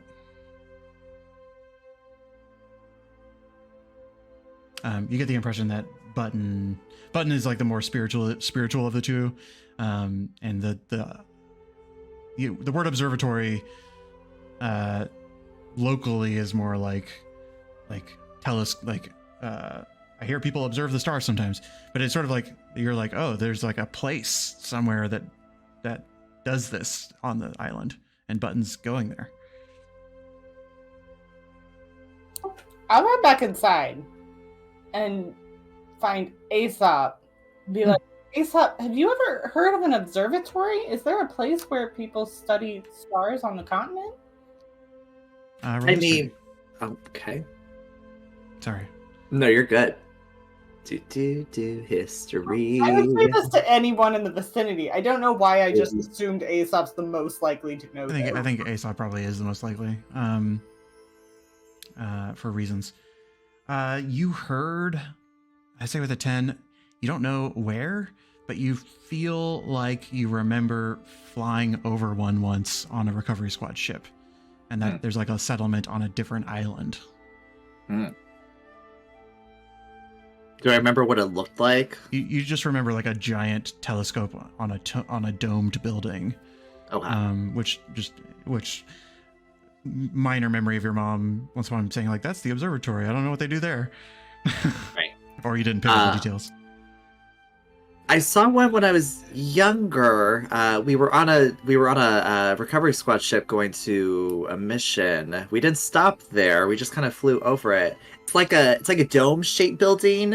Like if you flip a bowl upside down, it's kind of like that shape. And then there was just like a huge telescope that was coming out of it. I guess you could see stars pretty well there, but I've never been to one, so I guess I just don't know. Maybe we can ask Murda in the morning. Maybe she'll remember where you were. Yeah.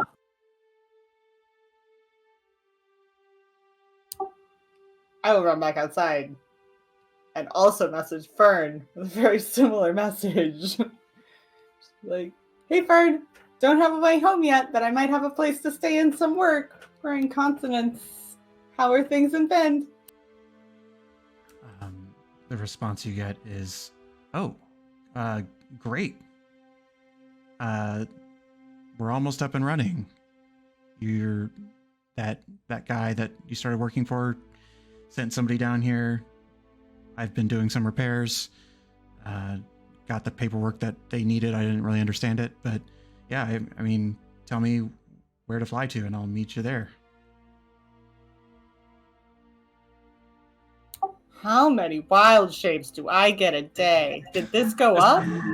No. I just have 2.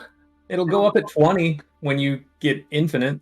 Can't you short rest to get them back, or is that moon? You can short rest and go back, yeah. Yeah, I mean, if I'll let you send, you can't spam them in the night, but you can take one short rest because you want to follow through on this. I'll say. I'm okay with leaving it there. I think I know what she means. I'll follow up the next day. It's okay. Okay, but if you were, I'd say I will still allow it if there's any, because I don't know if you're trying to contact everybody tonight. I was prepared to message Button twice, and then when I had a second one, messaged Fern. Well, there's also Dawn, right? Oh, I assumed the twins were going to be together, and Yeah. they weren't. Yeah, So they're not. So. that'll have to be a different day anyway. Okay. Cool. Unless there's anything else, then you all set down for a night's rest, and that is probably the best time to end because it is almost 10 o'clock. So we will see how this goes next Monday, I believe, and from there we'll figure out schedules. It'll be hard, but we'll figure it out. So if everybody's good, we'll end it there. Sounds good. Thank you, everybody. Woo. Great session.